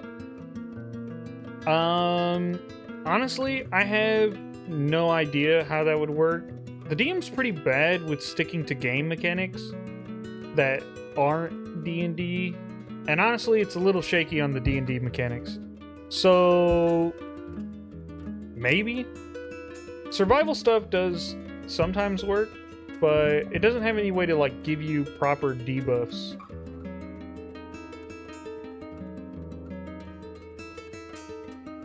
Make it rain wild bison as they move forward. Yeah,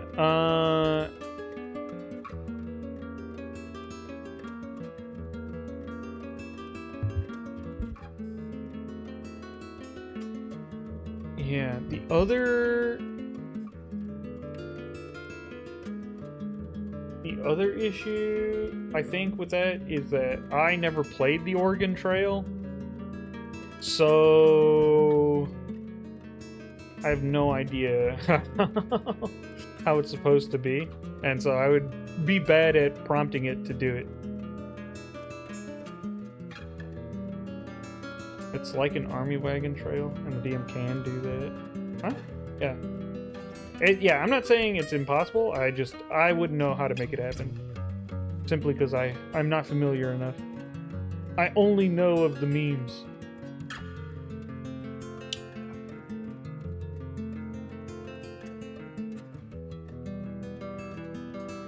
Yeah. I know of the concept of Oregon Trail. I just haven't played it myself.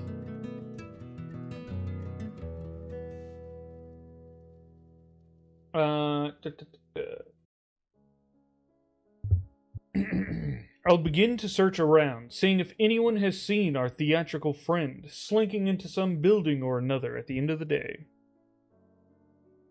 You begin your subtle inquiries, drifting through the bustling streets, your golden eyes scanning for a hint or a whisper of Alistair's movements. You ask a gruff Bobby... A gruff Bobby? Oh, like a cop. Interesting. Slang I do not know, because I am not from London. You ask a gruff bobby on his beat, who merely grunts about performers and their tricks, and advises you to mind your own business. A flower seller, her apron laden with wilting roses and a perpetually amused expression, offers a conspiratorial wink. The conjurer, you mean? She chirps, her voice surprisingly melodic. Saw him just this morning, he did. Always coming and going from that dusty old theater down the river. The fading footlights, they call it. Always looking a bit too pleased with himself, he says, for a man who lives amongst the rats and the broken dreams. She leans in closer, her voice dropping to a stage whisper. And I hear tells he's got himself a little hidey hole all in the alley behind it, amongst the rubbish bins and the broken dreams of failed actors, perfect for a man who loves a good vanishing act. She glances pointedly at the empty pockets and then back at your empty pockets and then back at your face, a knowing smile playing on her lips. What? I feel like we were given information and then sort of like assaulted with DM madness. But I have no idea what she's talking about.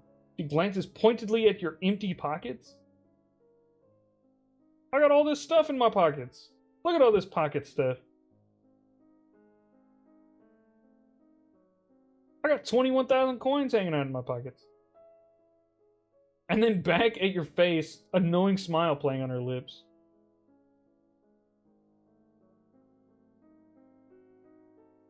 Well, anyway, we know where he lives. A Bobby is a police constable. Yeah. I picked it up from context clues. Dare you to play Zork in Everweave? I tried to build a Zork game, and it was pretty fun. I made it about my friend who is bad at existing, and so like almost every option you chose would end up with you dying. He thought it was pretty funny. He would just like, it would just be like you like walk into the kitchen and the fridge falls on you.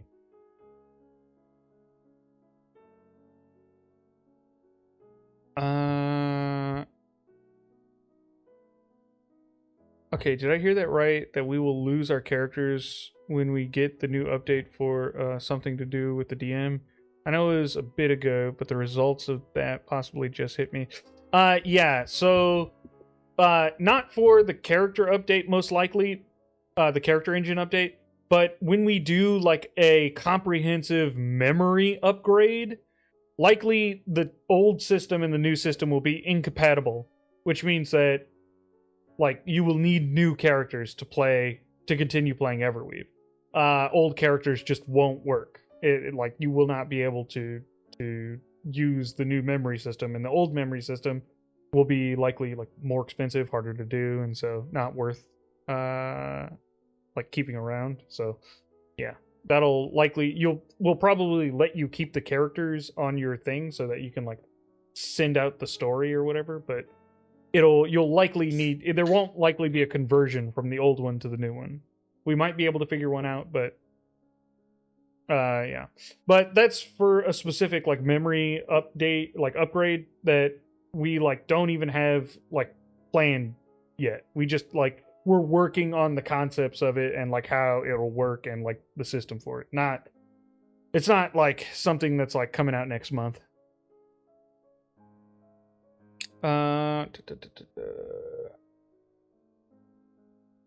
Huh? Ad starting soon. Cool.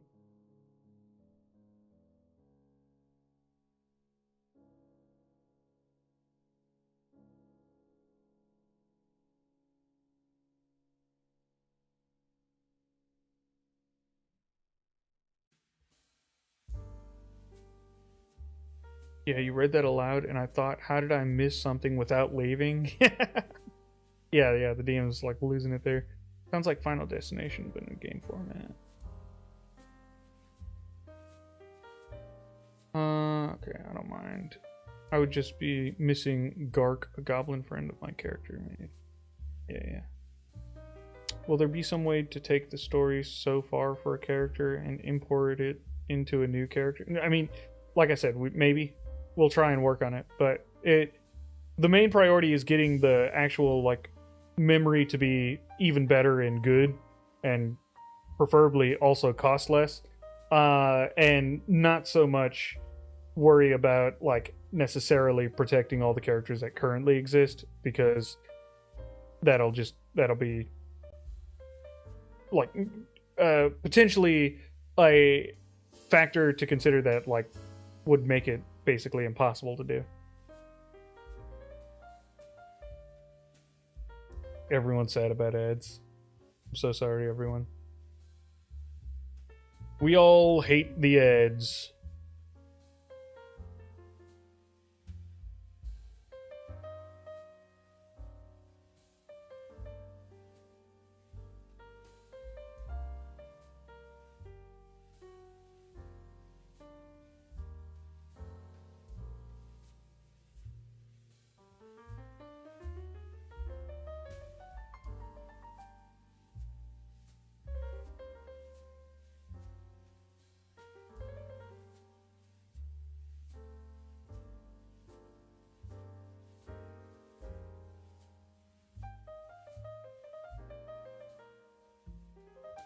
Wow, Jarl.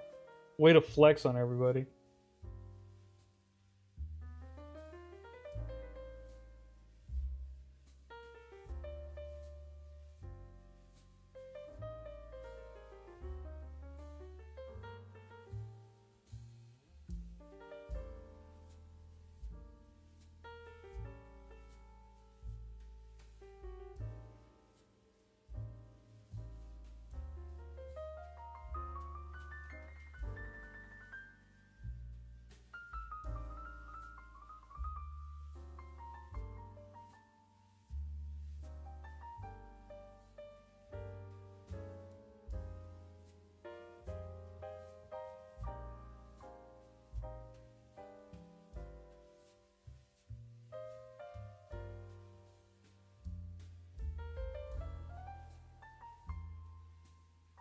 Thanks for typing out what he's saying for those of us who cannot hear.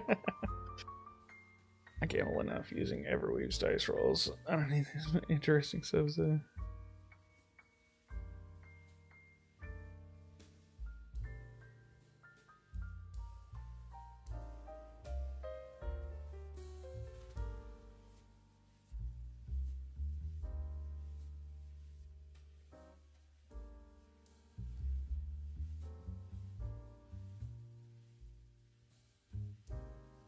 Hello, everyone. Welcome back from Ad Purgatory.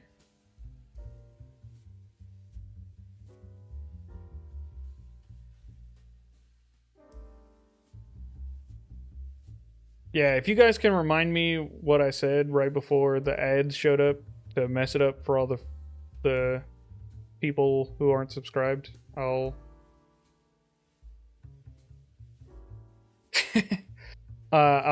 reiterate.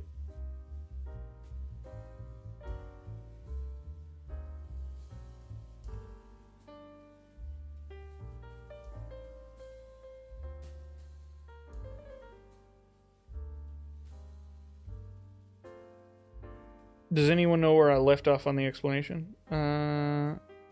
This is what happens when you talk game development in stream. Yeah, they're trying to silence me.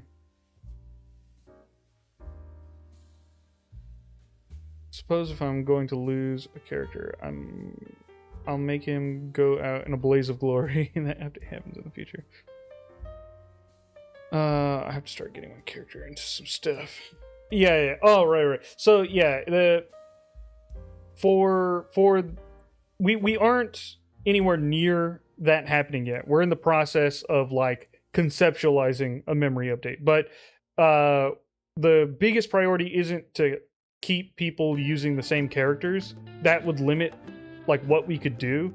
the biggest priority is to make it good and an effective update. And if everyone has to play a new character after that point, then that is a sacrifice we're willing to make so that the game can be significantly better from that point onwards.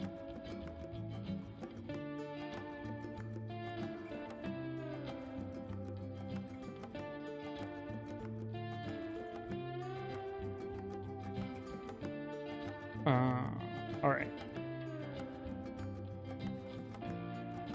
Acceptable loss.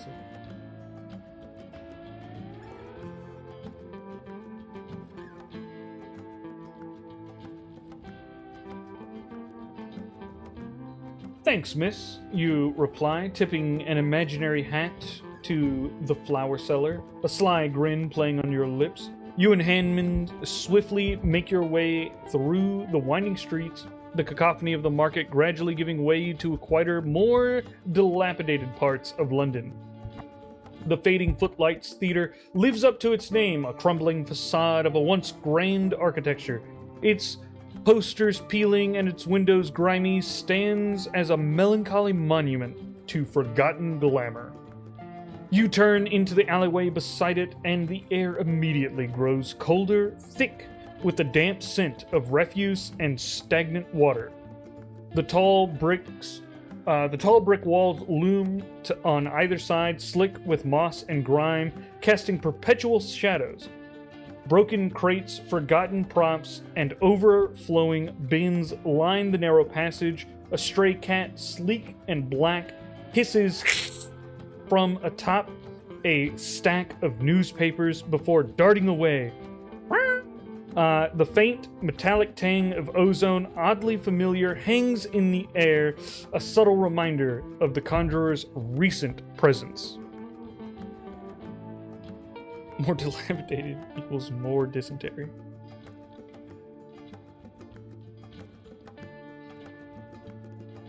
Yeah. Yeah, it said stronger smell of refuse, so I think that's probably true.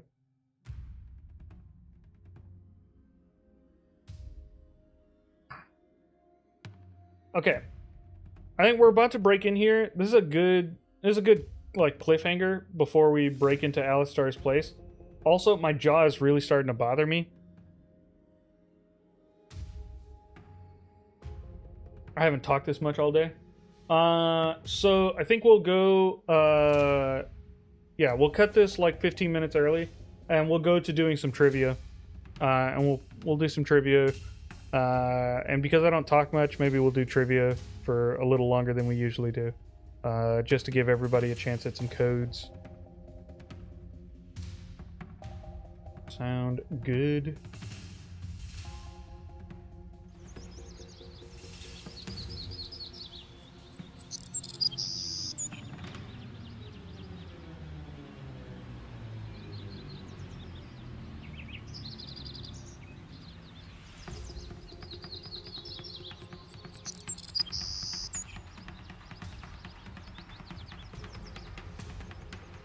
Thank you guys. Yeah, I'm hoping it's better by Thursday's stream.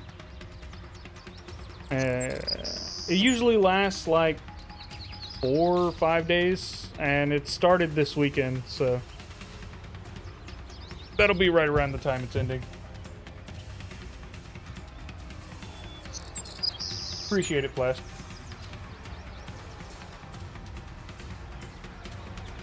It was all the singing.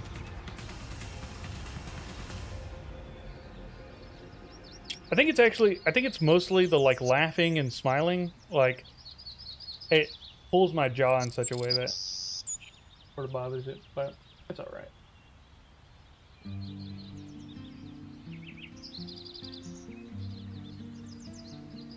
Let's get some codes.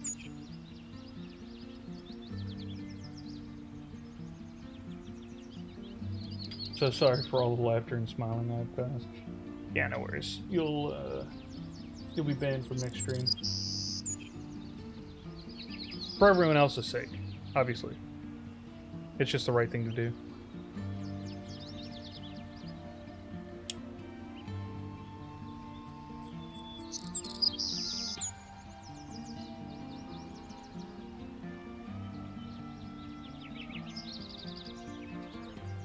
Thank you so much. I'm going to read out that message because that is useful for any new faces around here. Reminder for trivia. I will ask a trivia question in the chat, typed out. If you answer correctly first, I will whisper you a message code. You can only win once per stream, but you can continue to participate. I'll just ignore your answers.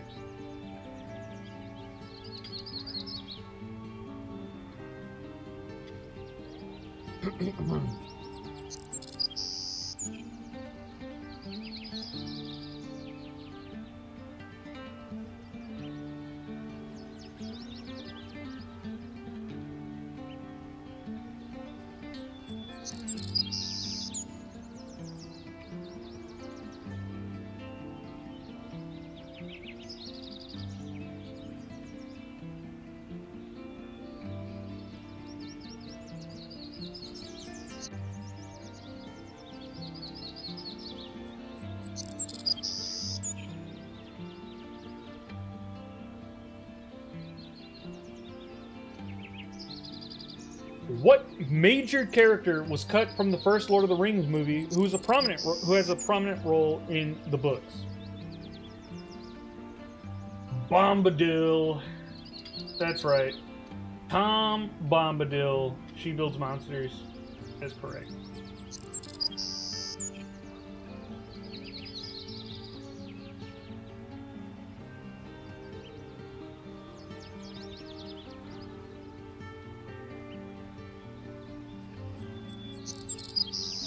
Glorfindel.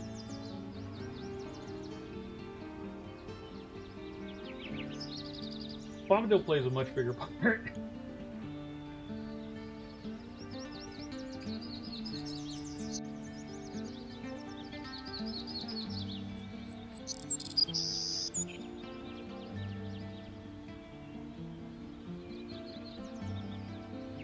Oh, come on.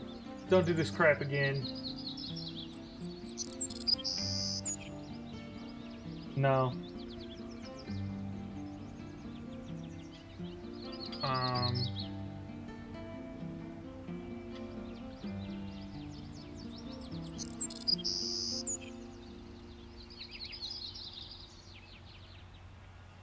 Yeah.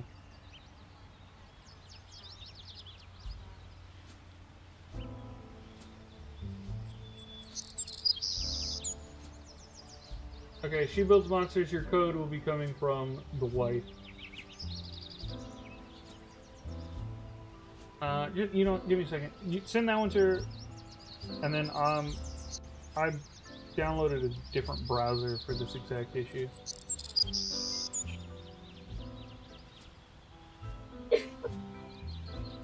I have, what are you called? Oh, Firefox Pure?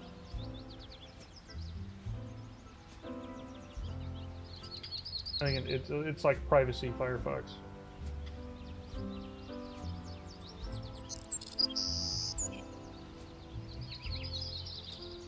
Oh.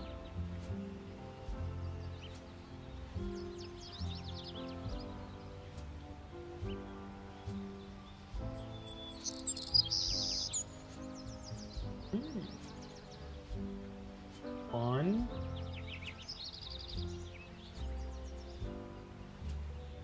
Come on, man. Why are you doing this to me?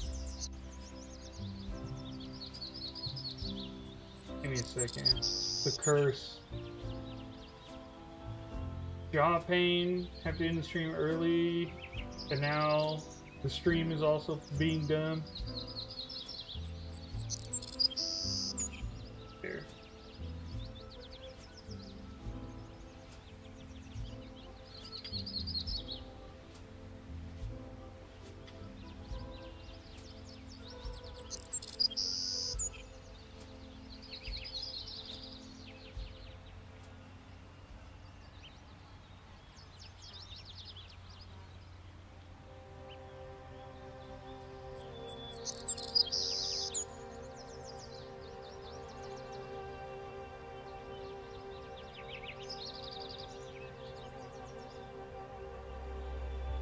There we go. Okay, and now Twitch. Yeah, alright. We're getting there. We're getting there.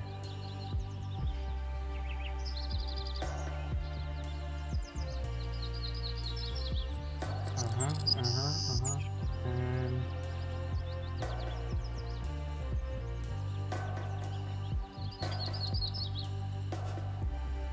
okay. Can I type now?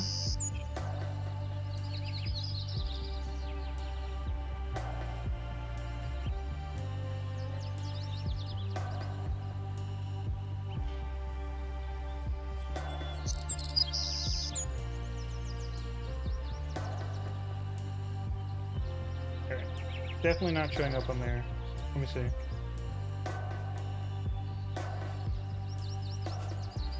Also not showing up on here. But is it going through? No, I'm typing it specifically. Anyone can type in chat. Like it doesn't. That's not the thing that's stopping me.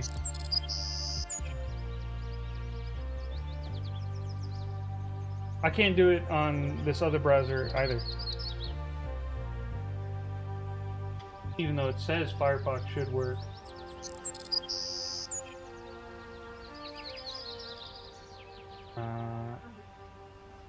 Well, isn't it?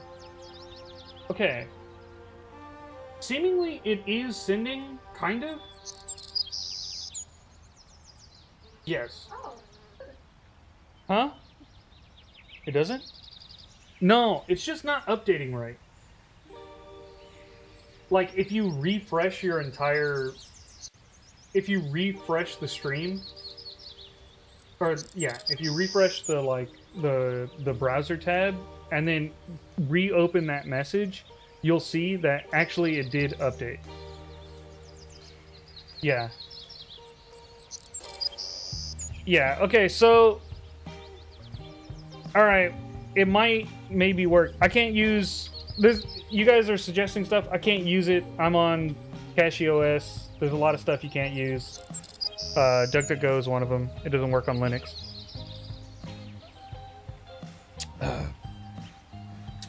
Okay, but seemingly the messages are going through. So, we'll see.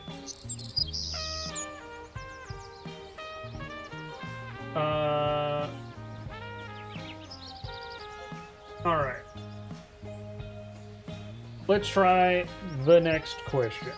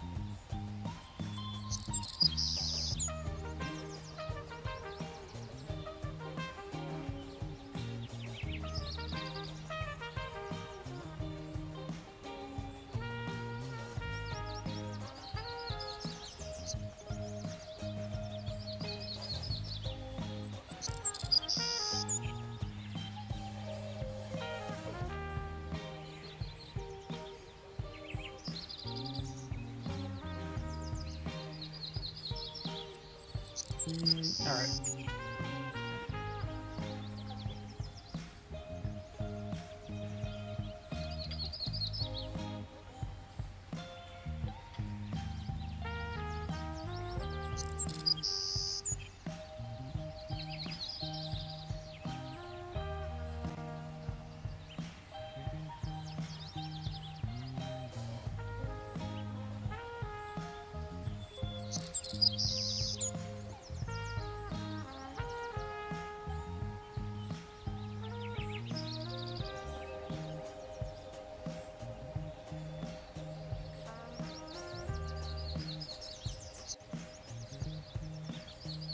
A common name for a group of crows is a murder. What is the common name for a group of ravens? We'll accept 2 answers. Crow is not it. I can tell you that much.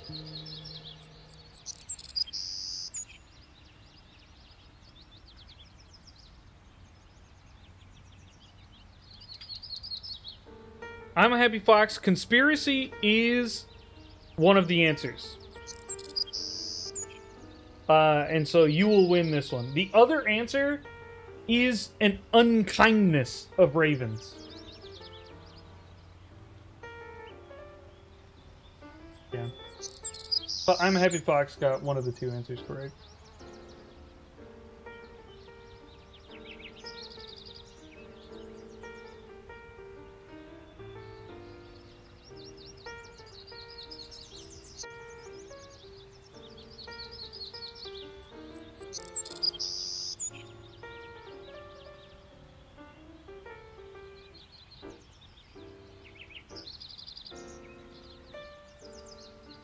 I'm a happy fox. Please, in the chat, let me know if you got the code.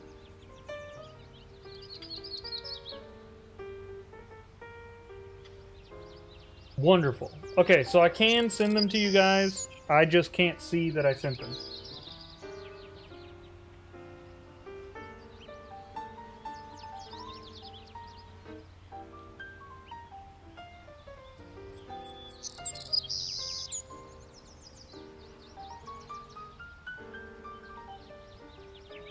All right.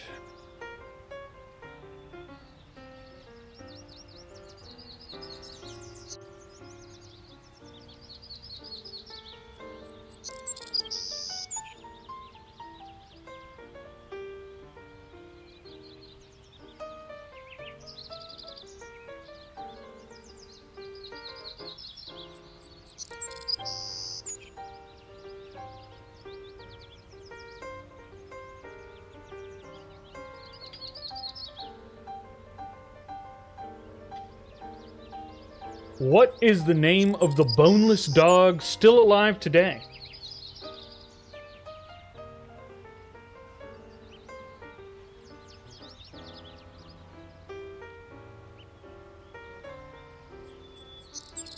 There's a dog alive today, no bones.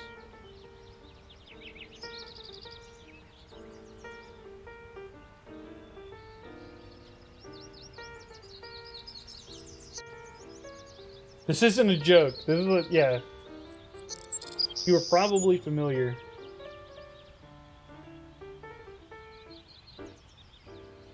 Yeah. Anyone who owns a dog has likely heard this name.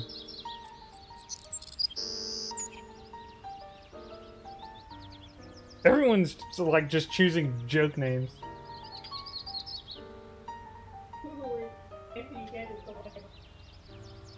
That's so funny.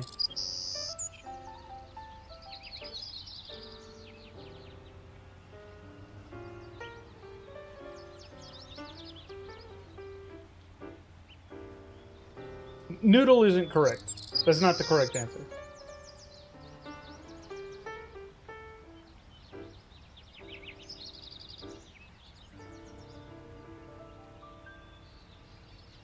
This is fun. I'm not sure anyone's gonna get it. Okay. I think I'm gonna call it there. I don't think... Yeah, well, Google doesn't know what it's talking about, okay?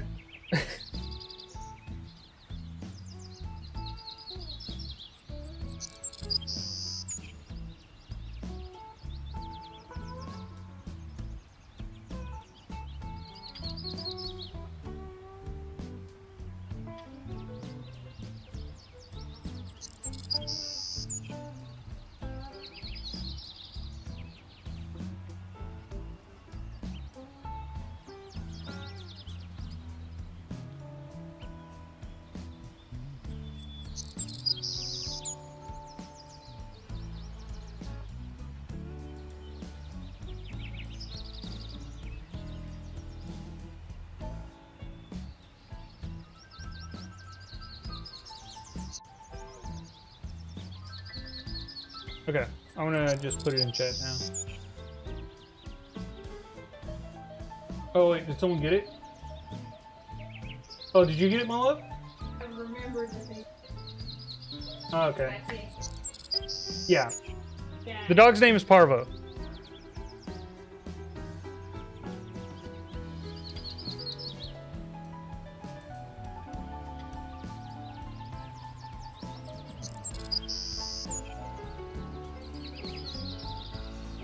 So,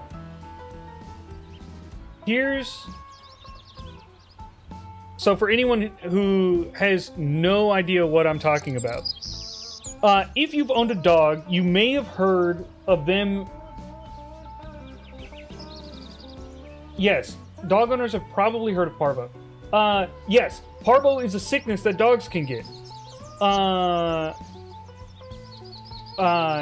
It's specifically like a cancer. From a virus. It's like a sort of like a messed up virus that gives cancer.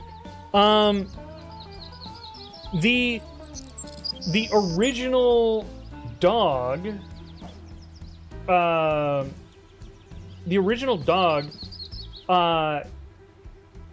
its cells became a cancer that became able to infect other dogs, and this created the parvovirus. And now, worldwide, this dog still lives today. Its genes are still spreading, exactly the same copies that were originally inside the dog. So it is still alive today, sort of immortally spread across the planet, and is a disease, but genetically completely identical to any other dog, basically. So there you go. That's the boneless dog.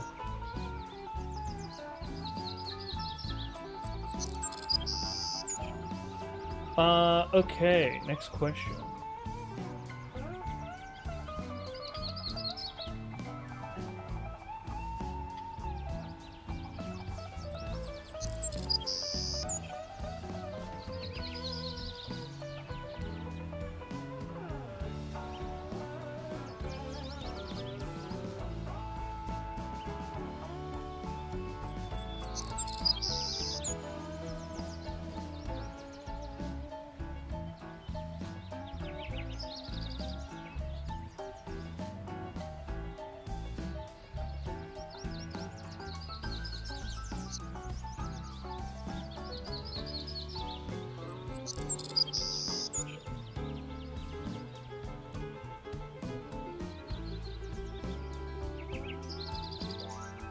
All right.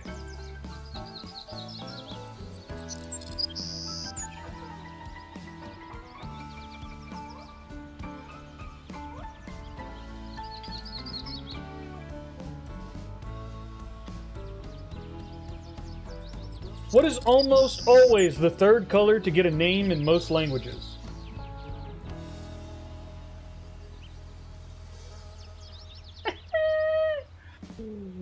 Leland A. Holmes. Unfortunately, Rez is not the answer, but Carlisle Red is. Red is just so short that I think the misspelling loses it for you, Leland. Yeah, that's a rough one for sure. Sergeant Carlisle, Red is correct.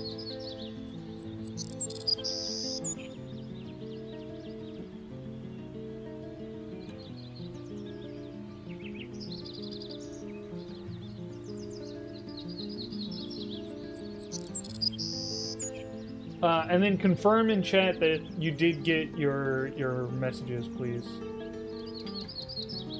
You got your code.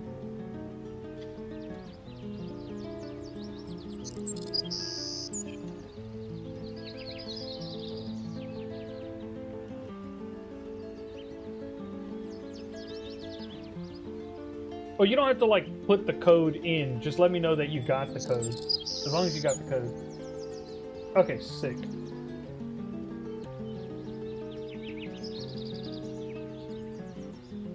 Brutal, yeah. Okay.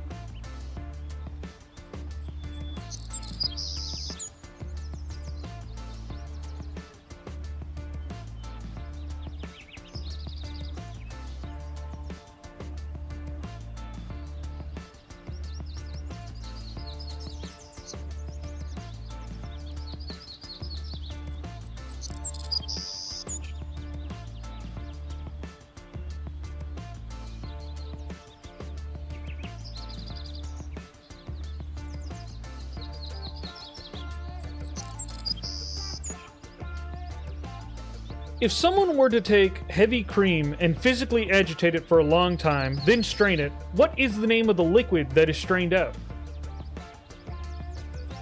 Aslind, buttermilk is correct.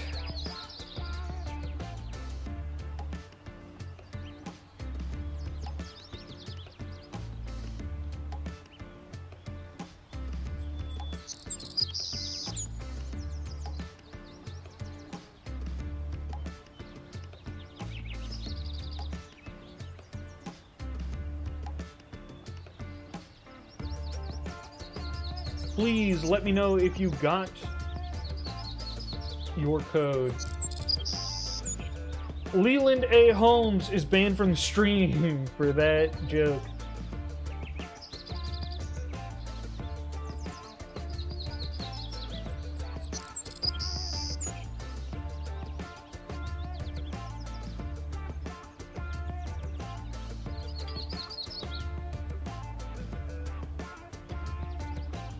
Did you get the code, Aslan?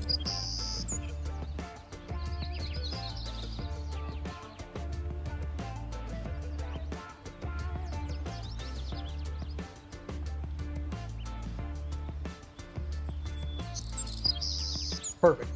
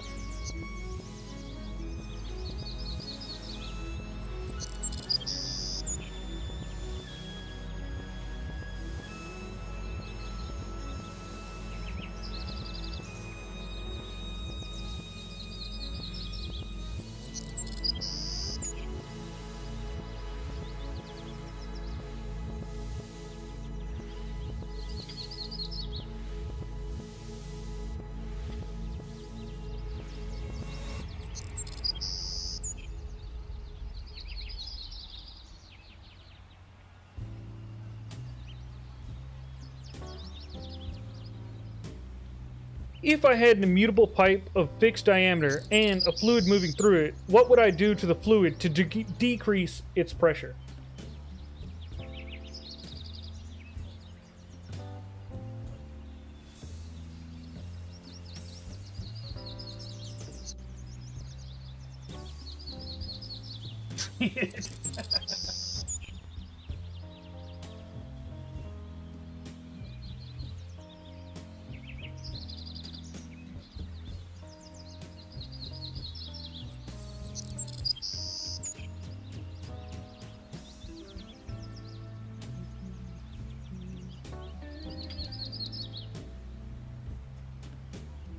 Paradigm Enigma, move the fluid faster is correct. Increase its flow.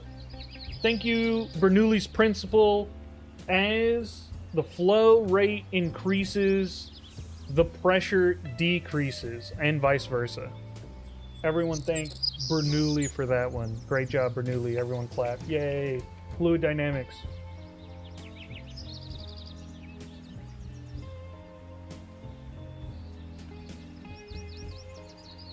Paradigm Enigma, you have all messages blocked.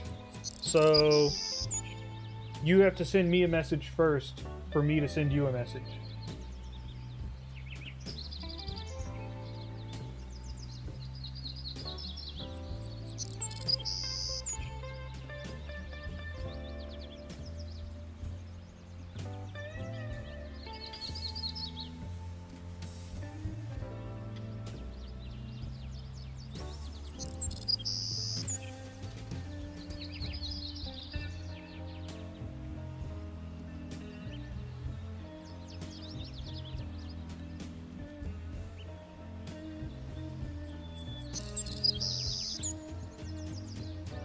Thanks for the Everweave code trivia, Bernoulli. Yeah.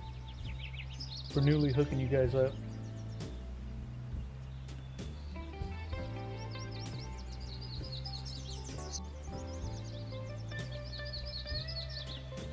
Paradigm? Did you hear me? You have to message me. So click my name, hit whisper.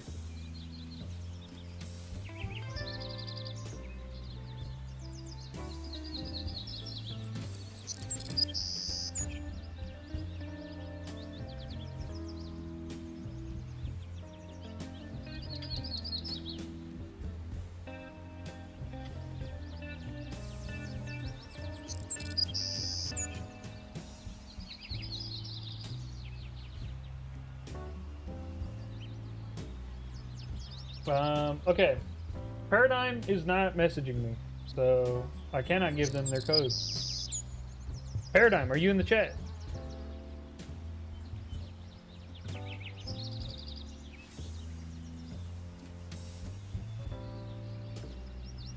Paradigm had a tragic accident, and we will return to them in a moment.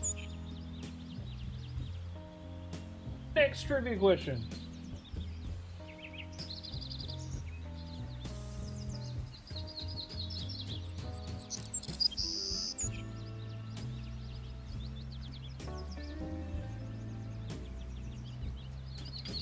You gotta message me, Paradigm. Click my name and message me. You have to verify your phone? Ooh. Rough. Alright, next trivia question.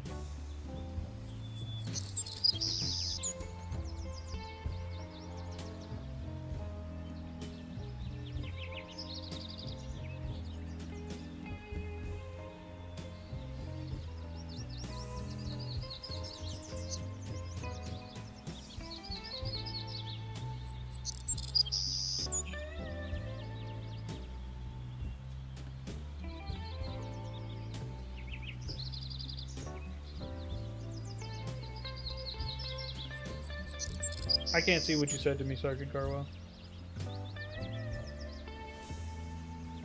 Hey! There you are. There's a code. Let me know if you get it.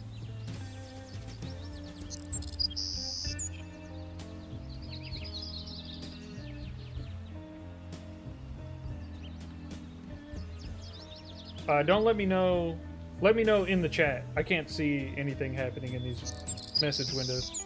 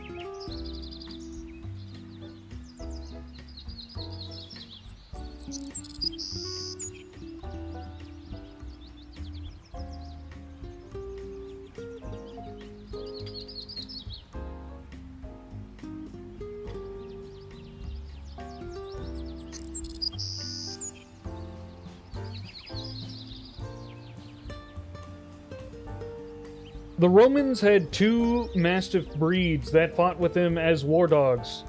Molasses was one of the breeds. What is the modern name for the other breed? Oh, sorry. Specifically, the other mastiff breed. I think it's clear from the question, but just to reiterate. Leland A. Holmes, Cane Corso is correct.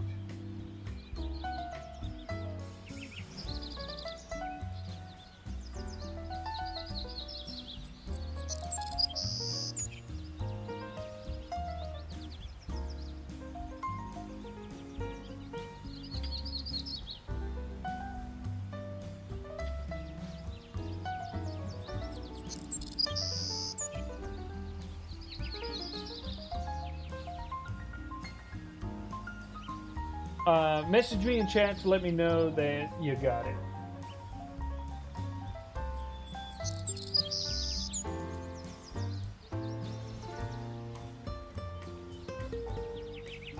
Perfect.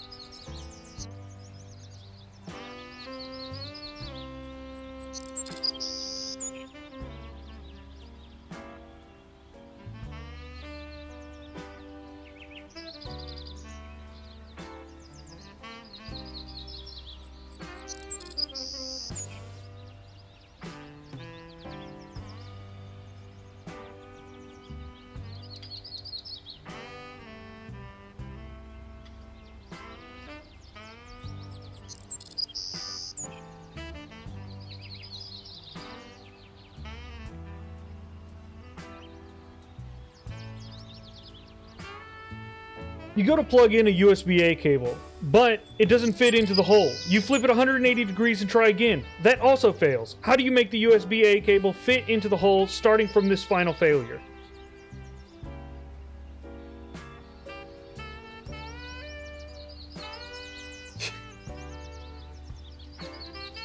Yuki Exter, flip it again is correct.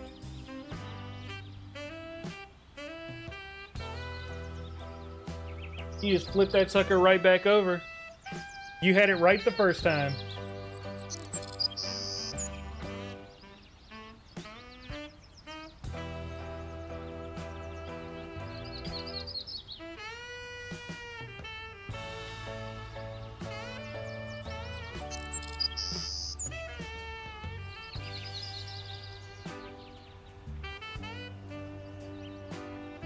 Check the blood pressure.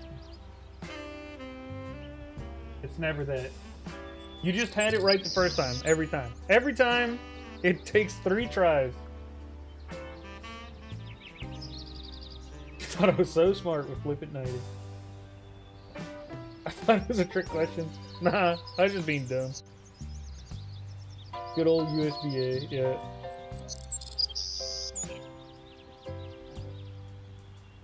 They're designed to fail. They're designed to not go in the hole.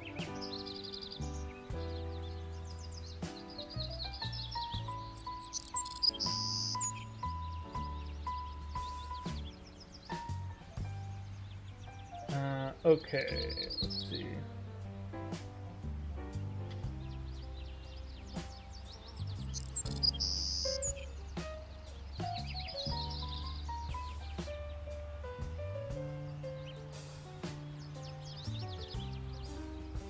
Sergeant Carwell didn't receive theirs? They told me they did. Why would they lie to me?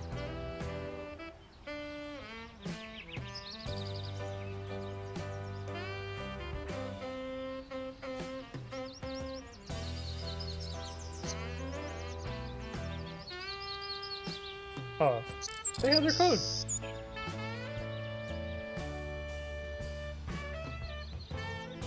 You guys, why are you tricking me? That's not nice. Okay.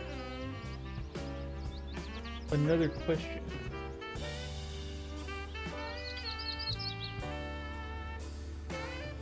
Yuki, do me a favor. What was the first letter of the code that I sent you?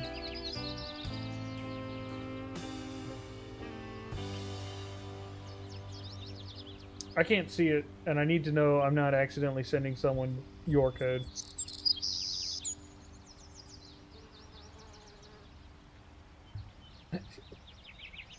Okay. Lovely. Thank you so much. Okay.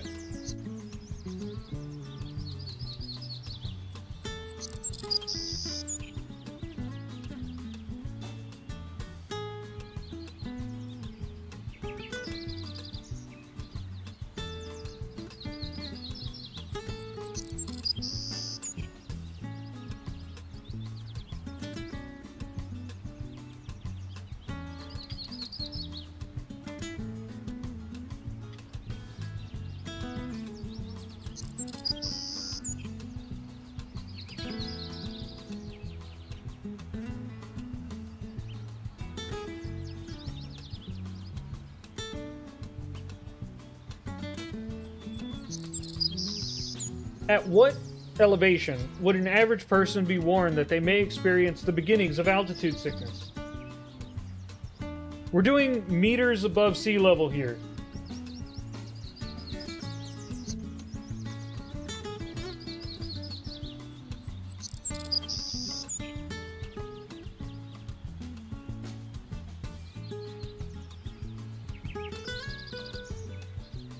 I'll give you plus or minus 100. Lucina is correct with 2,500 meters above sea level.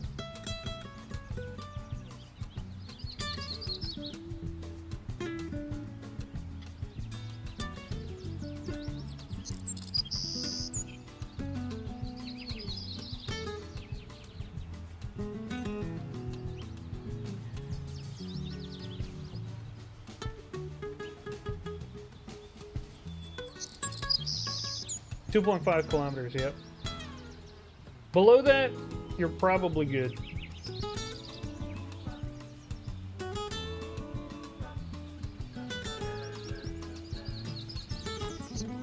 Lukey, did you get your code?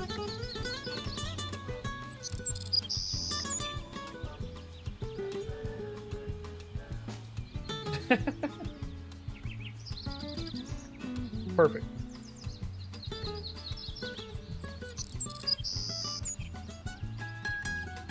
Yeah, the mountain I was at 4,000 meters.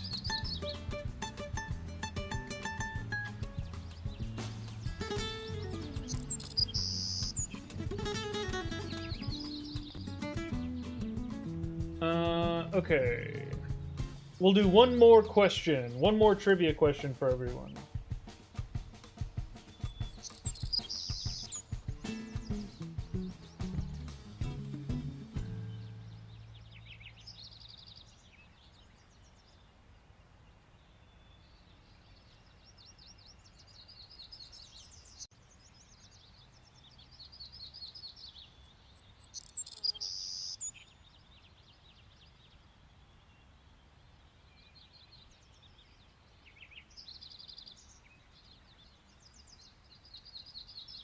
This one's going to be a pretty tough, so get ready.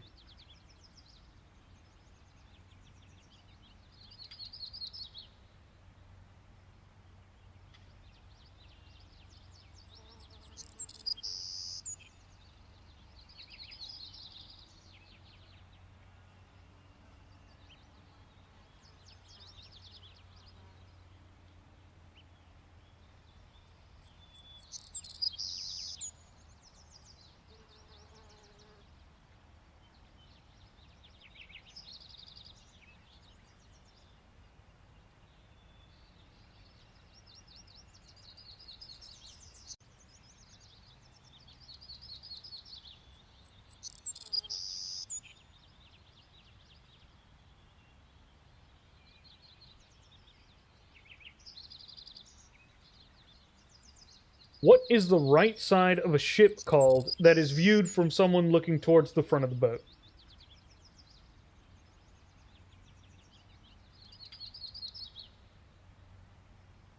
Starboard is correct for Sailor Planetus.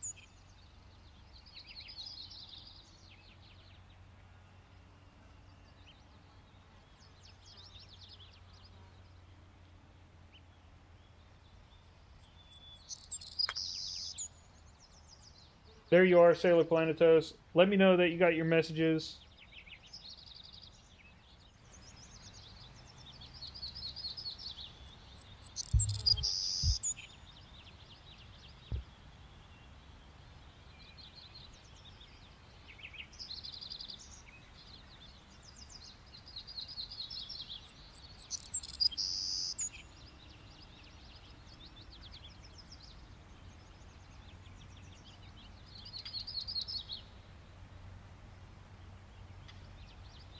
That's unfortunate, Lando.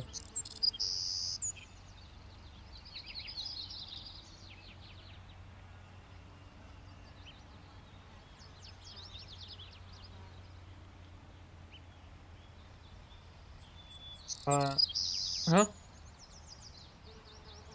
What? No. All right. Once Sailor, did you get your messages?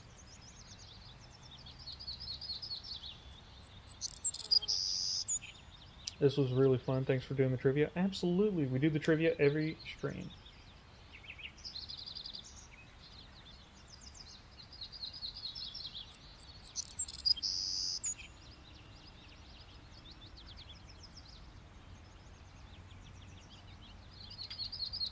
No, this was the one more question. Sorry.